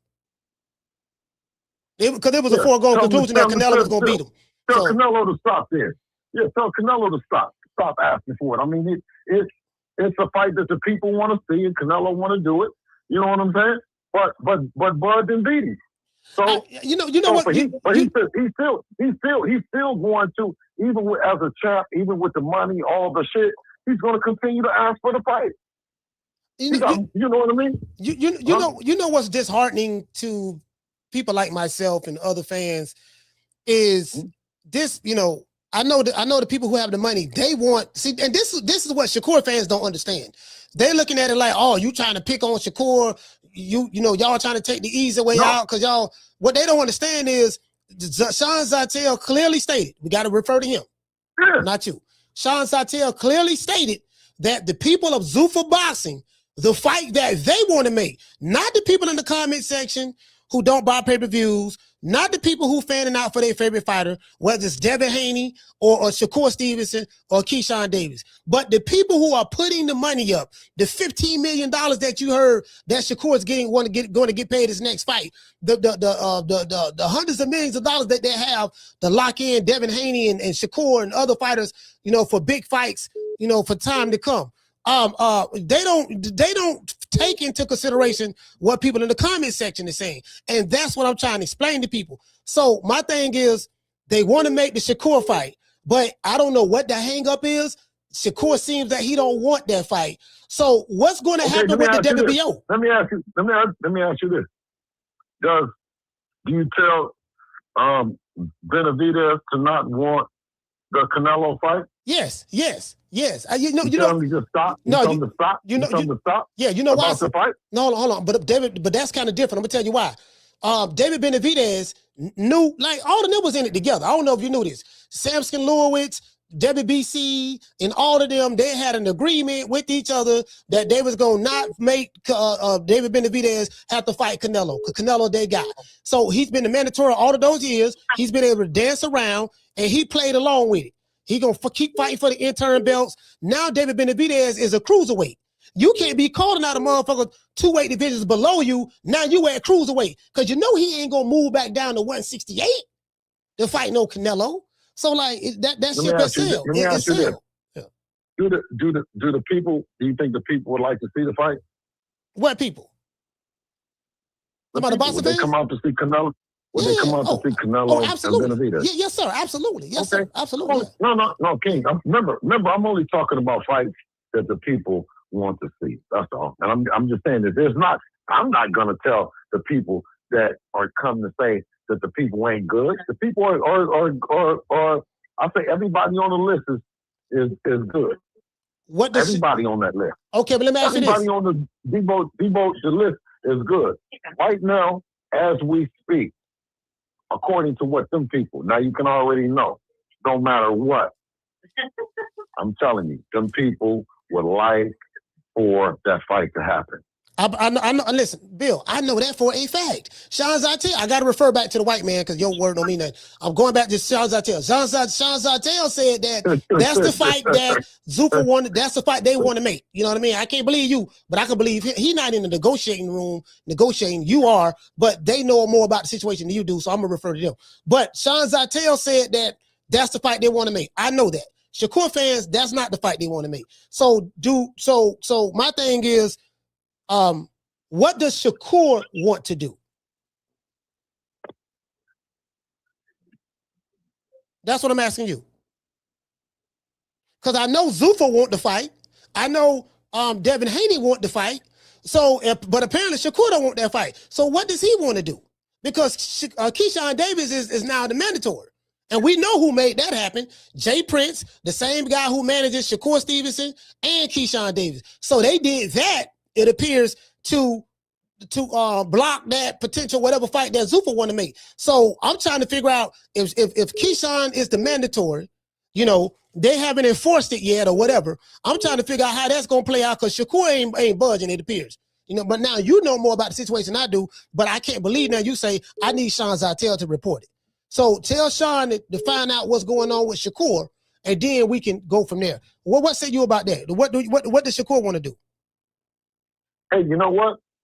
I say, listen, everybody at Sean Zartel, I know him personally, and he's covering it like grandma's Afghan. You know what I mean? You remember the Afghan, but it was knitted, crochet, and it just covered and be so warm, right? But cool in the summer as well. Everybody at Sean Zartel, and let's get an update, you know, on what's going on and with the possibilities of saving one of what Devin, you see what Debo said. Debo said that it's the biggest fight in boxing.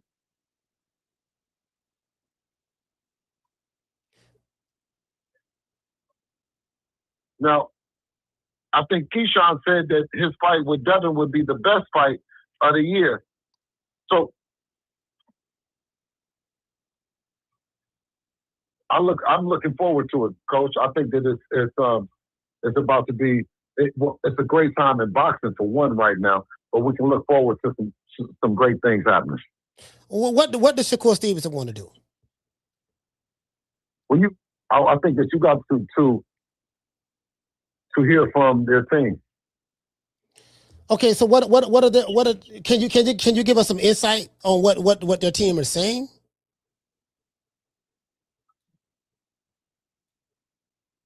I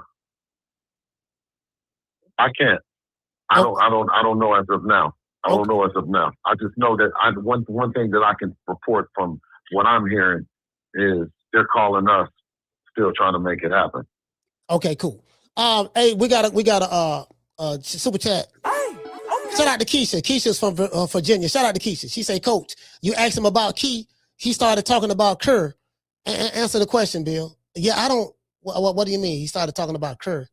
He said, Coach, you asked him about Key, and he started talking about Kerr. Oh, okay. She's saying answer the question. Okay. Yeah, but I think he answered. I think he answered. Yeah. I'm after that, and I'm telling you. Well. See, you got to go back to what they're saying and what continues to be reported on, right? And it's to it's to my understanding that they are still, right? They are still determined to make this fight happen, right? And then, you know what I mean? I must remain optimistic, right? Because that's the biggest one. If I was trying to do the littler one, then first, and not the big one, and I was getting offers and I was getting things that I didn't want to do the biggest fight, then I would feel pressure. Right now that I know this is the best thing for Devin, I know that it's the best thing for our brand. I mean, it's the best thing for boxing. There's so many reasons why this is the next best fight for me to wait on. Now, remember, right? You guys never offered us a deal with anything. You guys told us to bet on ourselves. So betting on ourselves allowed us to join and join an organization, a company, a entity that will allow us to have the room to make the biggest and the best fights happen. And I think that's fair. I think that's the best thing for boxing, that it's not just a one-sided situation where normally in Rolly's case, he said, well, I got a guarantee, but you got to bet on yourself, right? Ain't no money for you. And everybody laughed about it. Then when we said, okay, well, let's find a situation that Devin can be cool and the other side can be good as well. And with this situation, it allows for no more discrepancies where the money isn't available. I think that was the last time we had a talk. Now they're saying the weight is the problem. I said, man, come on, man. So how do you? This shit looks stupid. No, wait a minute. Because why? Because you trying to make me look stupid. And that's when Bruh said, well, he was born at night and not last night, because that's the stupid thing is that we get to 147. I get to 147 and he looks good. He all the shit and everybody says he looks good. We go up and challenge the guy, right? That they said was the guy, beat him, and then you come back and tell us when we fight at another weight. And the people that's offering the money for the fight to happen, they're offering it at 147 pounds for the championship. Now everybody starts stuttering and start making all these bullshit. And I'm thinking that at some point in time, you know, everybody's going to stop the joke and the world is going to really get a chance to see these guys that already have a history. They've been sparred. It's a legendary sparring on there and all the other shit. So, you know, and Timothy Bradley, I don't know what kind of, you know, is he, you know, catch weight or I don't know what he might be talking about. He talking about a catch weight. I'm not interested in that. Yeah, he talking about a catch weight, yeah. Who did he fight with the catch weight? Who did he fight? Yeah, I don't even know, man. He just gave his opinion. So basically what you're saying is the Shakur Stevenson fight is still in play. The people at Zuffa Boxing, that's the fight that they want, and they are actively trying to make that fight happen. And Team Shakur Stevenson side is interested in that fight. The only problem is, according to Sean Zytel, I have to refer back to him. According to Sean Zytel, everybody is on board. Team Haney is on board, which is you and Dev and your team. Zuffa Boxing. Let me finish. Zuffa Boxing is on board, but Shakur Stevenson is not on board with it. The hold up is him. So if the money is not an issue and the hold up is Shakur, does that not tell you that he's not interested? I hear what you're saying, but according to what Sean Zytel said, Shakur is the holdup. So that means he's not interested. He don't, you know, there's a snag, there's something about it. So, but you got this other guy, Shakur's brother, who Shakur is Jay Prince, who you know very well, moved up the welterweight, made a phone call, and made him the mandatory. So how do the people at Zuffa Boxing feel about that fight if Shakur sticking to his guns about if y'all cannot come to a conclusion on the weight? Because that seemed to be the issue. You don't want to go down so much, and he don't want to go up so much. So how y'all gonna get around that? Well, what I can say to you, Coach, is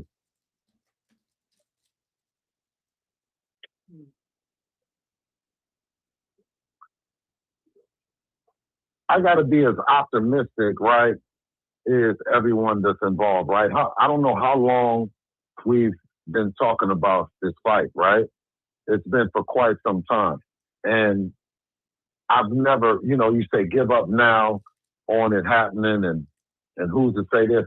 I'm like, remember, the reason why it didn't happen before was the money. It took a while, and it's been a long road to right now, where you guys all said the money, and then remember this. Eddie said he's going to get paid 5 times more. And the deal that he has on the table is for 147. And he said that the fight would then eventually will happen at 147 pounds. Everything that he done said, he said that you can go up to 170. I don't care. It's the skills. And now, 5 times more, coach? Come on, so if it don't happen, you want to tell me, they didn't say they were going to pay 5 times more for Keyshawn. He's on the list, but let us deal with this business first. I understand. No, okay? I get it. I get it. See, listen. Now, that's what they said. Listen. Huh? Man, you could have said this 20 minutes ago. Now I understand now. Now I understand now. The people at Zuffa, they not interested in Devin Haney and Keyshawn Davis. Well, these 2 guys are on the pound-for-pound list, on everybody's list. Yes. I get it. I get what you're saying. You see what I'm saying? Yeah, Shakur Stevenson is a pound-for-pound fighter. He's currently ranked number 3. You have an opportunity to have 2 pound-for-pound guys fight each other for big money. There Yeah, you go. I got you. There you go. I got you. There you go. Yeah. There you go. All right? All right. Yeah, I got you. All right, coach. Have a good one. Have a good one. Yes, Have a good one. I like it. Yeah, I'm like, man, damn, boy, talking to Bill, shout out to Bill Haney, man. Talking to Bill like pulling teeth sometimes. You gotta know you gotta ask the right questions. You gotta keep digging and digging. So basically, I get it now. So I don't know why the people who putting the money up would not be interested in Devin Haney and Keyshawn Davis fight. They want to make the 2 pound-for-pound fighters. I get that, but I'm like, I don't know, but they must be pissed. But Keyshawn must have pissed somebody else. I don't know. But he the mandatory, so we're gonna see how that work out. Shout out to Just Left Farm. For dropping that quarter of a dub. He said Bill today, Carpenter reported Rolly Romero is fighting in August. Will you call him out to unify after Keyshawn if Garcia don't agree to test it? Haney era. Oh yes, sorry about that, man. Sorry about that, man. I wish I would have saw that super chat prior to him getting off the phone. Shout out to Falcon for dropping that half for bam, dub on your boy. Finna drop the phone lines again. Super chat received. Phone lines open. He said, Bill, why didn't Dev and Shakur fight at 135 after Dev beat Lomachenko? Why did you and Dev leave the ring when Shakur got in there? He said, would the weight have not been favorable to Dev at 135? Yeah, that was a good question, but he's not here to answer it, so it is what it is. Yeah, man, you get what I'm saying? Like, matter of fact, Bill Haney not on the phone anymore, so let me take that off. I mean, it is what it is, man. I think the fight, now I understand. Now I get it. Zuffa, the people who got the money, they want to make the Shakur fight, and it makes sense because Shakur is a pound for pound fighter. Devin Haney is a pound for pound fighter. So that would appear to be the bigger fight. You get what I'm saying? I do get that. And then I don't know why they wouldn't want to make that fight though. With Keyshawn too. Call what's your name? We call it from. Hey, Coach, to reiterate and to bring it home, right? Remember, they said that the money was the issue for the fight the first time at 135, right? Because we put the money on the table, and it was, and he said 25%, right? The money, he wanted 50%, okay? Right? So, but we put the money on the table. That was the problem, right? So then we come back now with a deal on the table for the money, and he's saying no way. All right, so Bill, answer these 2 questions because these people paid for this. Just left arm said Bill Carpenter just reported that Rolly Romero is fighting in August. He wanted to know, will you call him out to unify after Keyshawn if Ryan Garcia don't agree to test it? Okay. That's assuming you fight Keyshawn, but we already know. Okay. Yeah, you already clear. Okay, but let's just stay focused. Everybody said before the money. He wasn't going to get paid enough money because we gave him a low ball offer. That was the narrative. Now he's getting 5 times the money he would have gotten any place else. Eddie Herndon said it, and he's saying it's the way. Man, come on, let me work, man. I don't know what's going on because I don't know when this other opportunity. I don't know what the next opportunity is going to be. Y'all talking about later on and later on. I hear it because one thing about Dev, he will fight anybody. But I'm going to tell you now, with Keyshawn, everybody saying we're just Keyshawn. I said, well, y'all know publicly, ain't nobody even said they're going to give him 5 times more and to go do anything. Yeah. Right? So I'm going to be working with the 1 time, right? And I hope that he's going to take his 1 time and not his 5 times. But other than that, over here is 5 times the situation. All right, so right now. Yeah, no, I get exactly where you're coming from. I got it. You know what 5 is? That's 500%. That's not 100% markup, 200%. He said 5 times. Yeah, so he get 15. So that means he was getting paid $3 million a fight. Yeah, I got it. This guy right here, Falcon said. I wouldn't know. No, wait. Now, that might not be for Devin Haney, because he might have been getting 10 million or 7 million or whatever. I don't know what that number would have been carved out for Devin Haney. Falcon. But it's 5 times that number. Okay. Falcon says that Bill, why didn't Dev and Shakur fight at 135 after Dev beat Lomachenko? Because he said the money. Because he said 25% was a low ball offer. All right. When we offered them a flat fee, they said 50-50, and I said, man, y'all want 50-50? We did all the heavy lift, and y'all said we had a low ball offer. So now it's an offer for more money than he's gonna get anywhere in life for anybody, and y'all talking about it's a weight issue. Okay. His next question was, why did you leave the ring when Shakur walked in the ring at 135 after you beat Lomachenko? Because we had already did the deal with Top Rank, and Top Rank was only another 3rd fight, and I told them then they were supposed to put whoever the best person that they wanted to put in there, and they chose it was Lomachenko. And then now that became that we was independent. We no longer signed with them. And you saying, Shakur, well, now you want to fight and we independent too? And you still with the machine? Mm-hmm. But now we fought and got our independence. And now you telling us with them that you want 50-50. Man, come on, man. What are you talking about? So now the money is not the issue. Now the issue is the weight. So do you feel, like, how do you feel about that? Do you feel that he's changing? Well, I don't, listen. No, I feel like this is after, because it's the same people, right? Right. That's already, Eddie done said, that's going to make the fight. And if they are willing to pay to make those fights happen, then what the people are suggesting, maybe it's going to happen later on, or maybe no. When they just say it ain't going to ever happen then. But I'm not going to say that. I believe that it's the time is now. Only because it's been all the same stuff building up to this. Because now remember, they know who's pound for pound, who's this, who's that. They know it. I get exactly what you're saying. Basically, like I said before, I'm going to reiterate, the people who have the money are interested in Shakur Stevenson and Devin Haney. That's the fight they're interested in, irregardless of what anyone in the chat say, I say, WBO, whoever say. The fact still remains that the people who are spending the money, they want Shakur Stevenson and Devin Haney. They promoted Canelo and Crawford. Was the last big fight. They promoted Canelo and Crawford. Yeah, I got you. They did that show. Yeah. You know what I'm saying? Yeah, I got it. So I'm picking up what you're last. Yeah. So that's the last big super fight, and that's the last big example of how it can go. Big.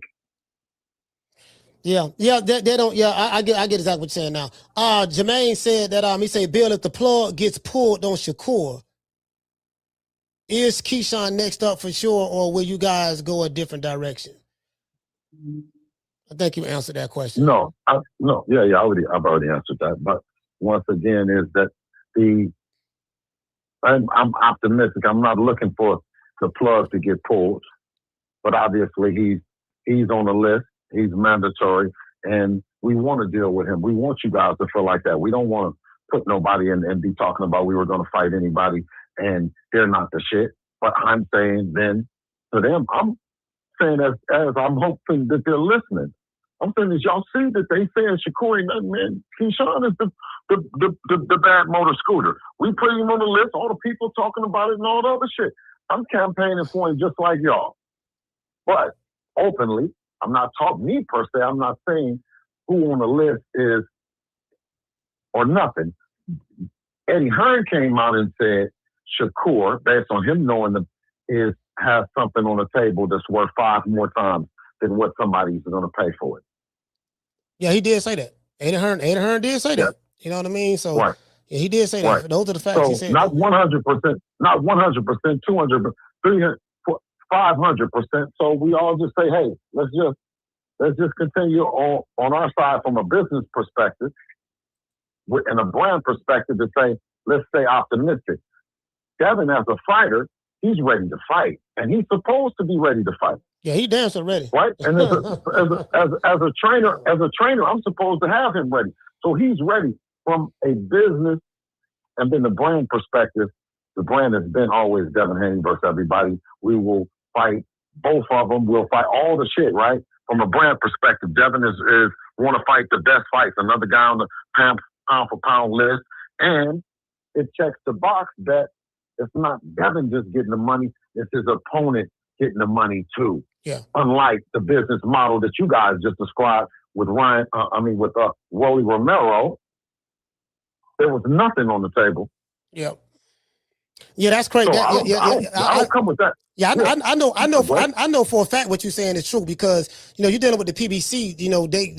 They got to put the money up for their own fights. Everything is you got to get the rest on the back Rolly end. Said Rolly said, Devin, I'm going to get a guarantee and you're not going to get nothing. Just bet on yourself, Devin. If you guys and they ran with the narrative, if you're really worth all that you're worth, then why?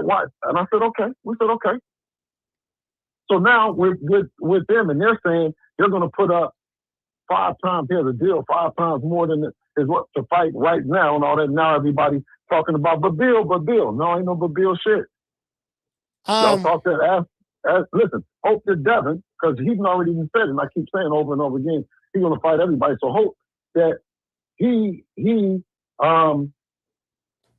decides that he's ready to just do something else and not continue to negotiate with these people. Because that's all I'm doing from a business standpoint with them. I said, well, man, listen, when y'all pull the plug on it, then if the plug is pulled.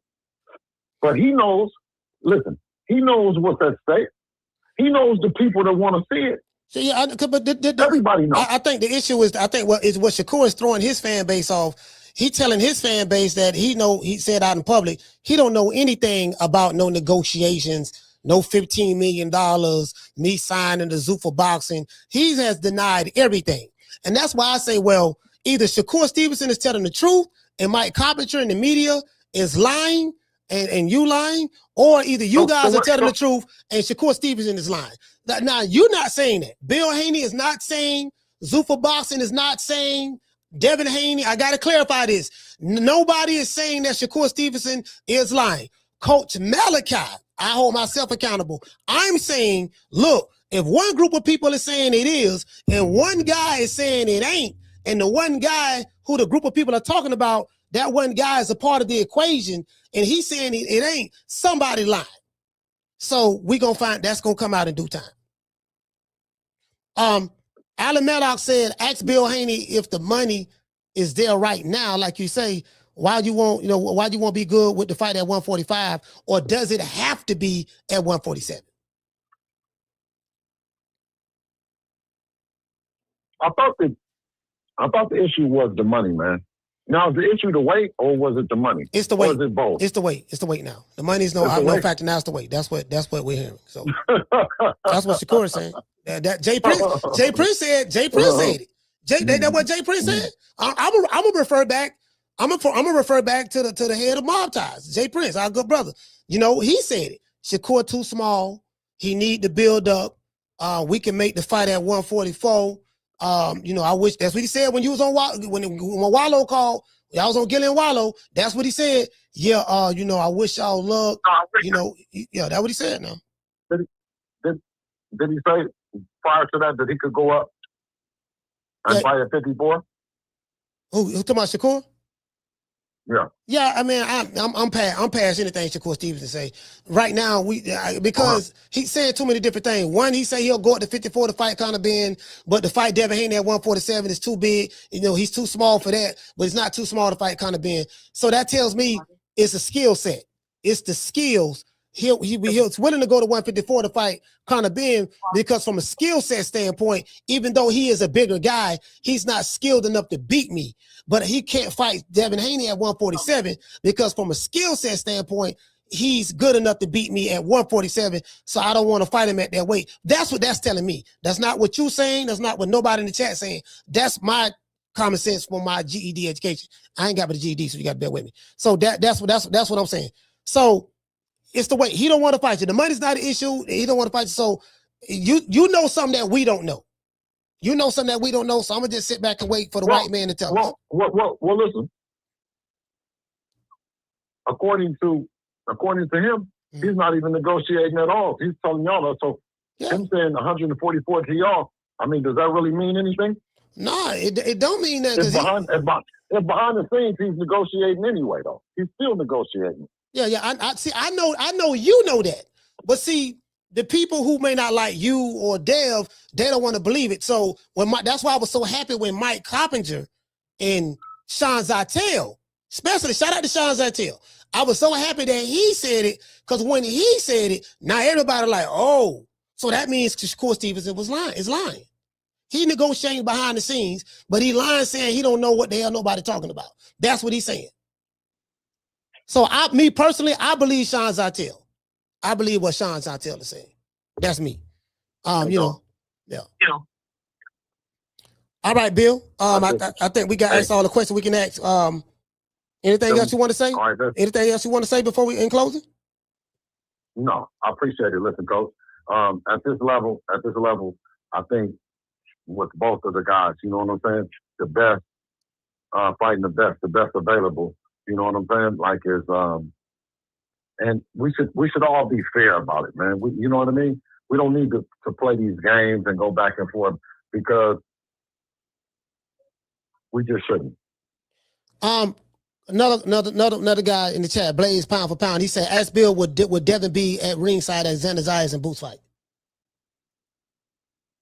Oh yeah, that's what I was gonna say. Is listen, I already said, looking at Xander, looking at Boots, right? From a standpoint when looking at him, I'll tell you, I said Xander looks tough, right? Boots looks difficult, right? Victor Ortiz looks dangerous, right?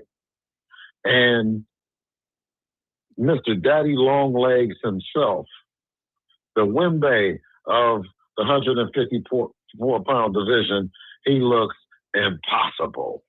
You dig?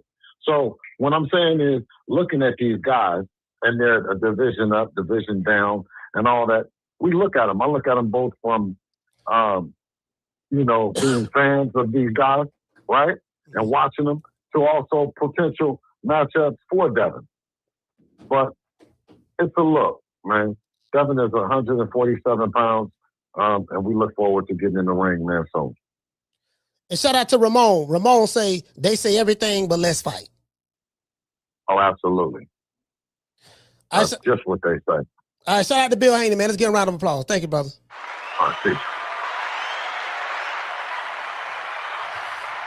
Well, I hope that everybody got their questions answered to the best of their ability. Basically, what Bill is saying is this. The people who have the money, they are not interested in paying Keyshawn Davis the type of money that they are interested in paying Shakur Stevenson. The people who have the money are interested in making the Shakur Stevenson and Devin Haney fight. Why? Because both of those guys are 2 pound-for-pound fighters with Ring Magazine. So that's it. So that's where the money is at. That's what he's saying. Now, I don't know what the WBO is going to do. nothing of that situation of that sort. But from my understanding now, and now I get it, the people at Zuffa, the fight they want to make is Shakur Stevenson and Devin Haney. That's it. So Shakur have a couple of options. He can accept the deal and fight on the terms that Zuffa Boxing want him to fight on and make 5 times more than what he's normally makes. Or he can walk away from the deal and fight for his $3 million that he normally used to make at Top Rank. Those are his options. And then we'll see what the WBO is going to do with Keyshawn and stuff like that, because he is the mandatory. But y'all know how that shit work, boxing. I mean, David Benavidez was the mandatory for Canelo, for 3 years and ain't shit happened. So I'm not saying nothing is not going to happen. All I'm saying is my understanding of it, that's what it is. And so I'm gonna stick to that. I'm gonna take the wait and see approach. I'm gonna wait till Sean Zytel reports something or Mike Carpenter, and then we'll take that and run with it.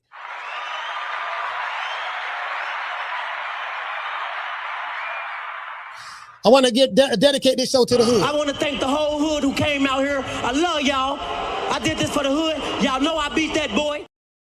That's it. That's pretty much it. Now, unless you guys in the chat know something that I don't know, or you know something that Bill Haney don't know, or you know something that Shakur Stevenson, Keyshawn Davis, and Dana White and Turk Al-Sheikh and Zuffa Boxing, unless y'all know something that they don't know, or you know something that Sean Zytel don't know, or if anybody in the chat knows something that Mike Carpenter don't know, or any of these guys who are connected in boxing, unless y'all know something that they don't know, y'all please tell me, because I only know what I'm seeing. True. It makes sense. They apparently they're not interested in that fight. So it is what it is. I don't, it is what it is. So we're gonna see how that go down. Before we go, I want to give a shout out to the Puerto Ricans. I felt like a Puerto Rican in this hair. I felt Puerto Rican. Y'all know I loves me some Puerto Rican. I felt Puerto Rican in this. Rican. Another super chat, he said, Bill, do you think, well, Bill is not here, but I read it anyways. Bill, do you think Devin struggles more to beat Shakur at 145 rather than 147? Does the 2 pounds really make much of a difference for Debo? Well, I mean, he's not here to answer that question. So the bottom line is this here, the people who put the money up, they want to fight under the terms that they want it on, and that's just reality of the situation. So they know more about the situation than we do. That's all I can say, because I'm a content creator, and I think y'all in the chat, y'all are fans of the sport, and ain't neither one of us in negotiations. You don't believe what Bill Haney say. So since you don't believe what Bill Haney say, the guy that's in the office that's negotiating, you got to wait till what the white man say, Sean Zytel or Mike Carpenter. So let's wait till they put the news out, and then we'll see what happens. True. They don't believe Bill, so let's wait till Sean Zytel. They believe Sean Zytel. So let's hopefully Sean Zytel get some news. I'll reach out to him myself. Do I have Sean's number? Let me see. I have Sean Zytel's number.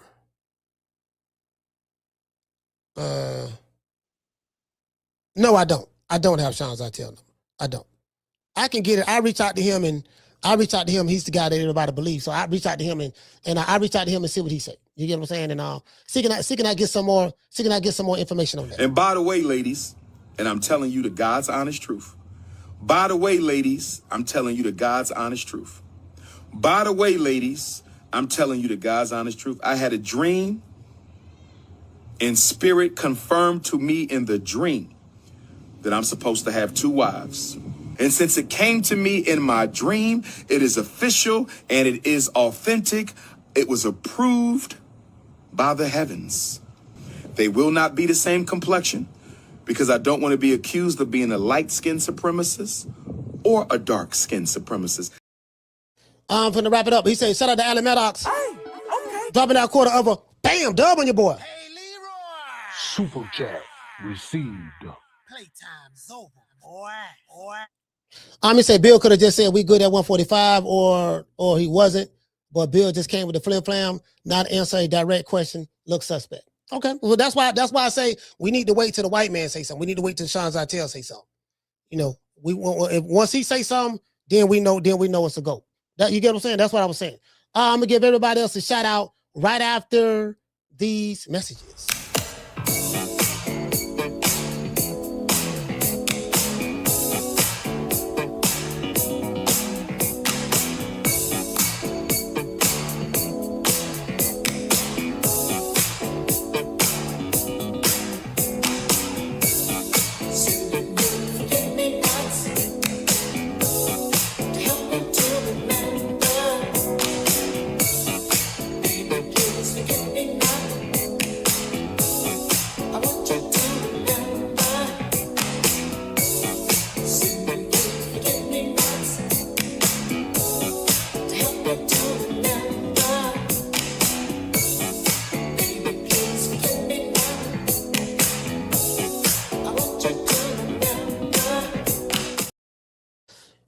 Yeah, man. Yeah. Hey, shout out to Keisha. Shout out to Gold Rush. H-Town T in this bitch. Shout out to AB and Dean the Great for making love to each other live on camera. Lord have mercy. Shout out to Jamie. Let's give a shout out to the callers, man. Shout out to Herb. Shout out to Herb from the 504. Corey from Miami. Jermaine from Toledo, Ohio. Shout out to K Vaughn from the Chi-Town. Shout out to the troll, Rob from Wakanda.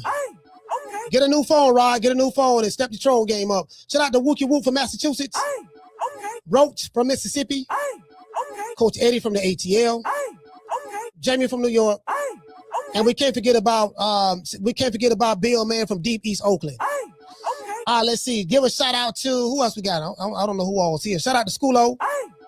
Shout out to Miss D. Miss D, what's going on? Miss D, salute. Shout out to Falcon Media. We got Tony Montana. G5 from the Bronx. Jamie from Brooklyn. Yarmers from Brooklyn. Can't forget about H-Town. We have Tony Montana. We got Tony Montana. Let me see who else we got. Hold on, y'all. Let me get everybody. We got Tony Montana. Shout out to Green Eyes P. We got Green Eyes. Shout out to Jason Phillips. Who else we have? Jermaine in this BI. Shout out to Amaro.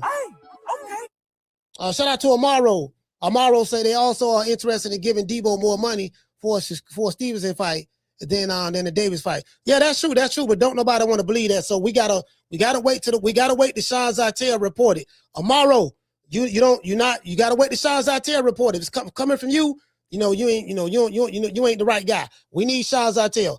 Shout out to Alan Maddox. Shout out to Jason. Schoolo X-Man. Shout out to Rick from the South Side, Houston. Who else we have? We got my main man Rick. Shout out to Yarmis. Shout out to Curtis Robinson. Salute, brother. Trying to make sure I get everybody. Shout out to Pugilism. Shout out to my main man Ramon. Blaze. Shout out to Blaze for pound for pound. Give a shout out to all of them. Shout out to Ramon. Shout out to Blaze. Shout out to Jermaine. Got Falcon Media. Shout out to Just Left Arm. Boxing Boy. Salute. Shout out to Mr. T. Shout out to the real McCoy. Oh, I forgot all about DT. Shout out to DT. Yeah, no, that's old. That's old. My bad. Shout out to everybody in the chat, man. Much love to everybody. I'll catch you guys on the next one. You know my motto. Don't meet me there, beat me there. Peace. Y'all be on the lookout, man. I got a bunch of content I'm finna drop, man. So it is what it is, man. I told you, I'm gonna promise y'all I'm gonna do more on my end. I'm gonna drop as much content as possible. We finna get busy. It's gonna be hectic, but we gonna make it happen. You dig? Man, I'm out of here, bro. Let's go. Man, I'm out of here, bro. Let's go.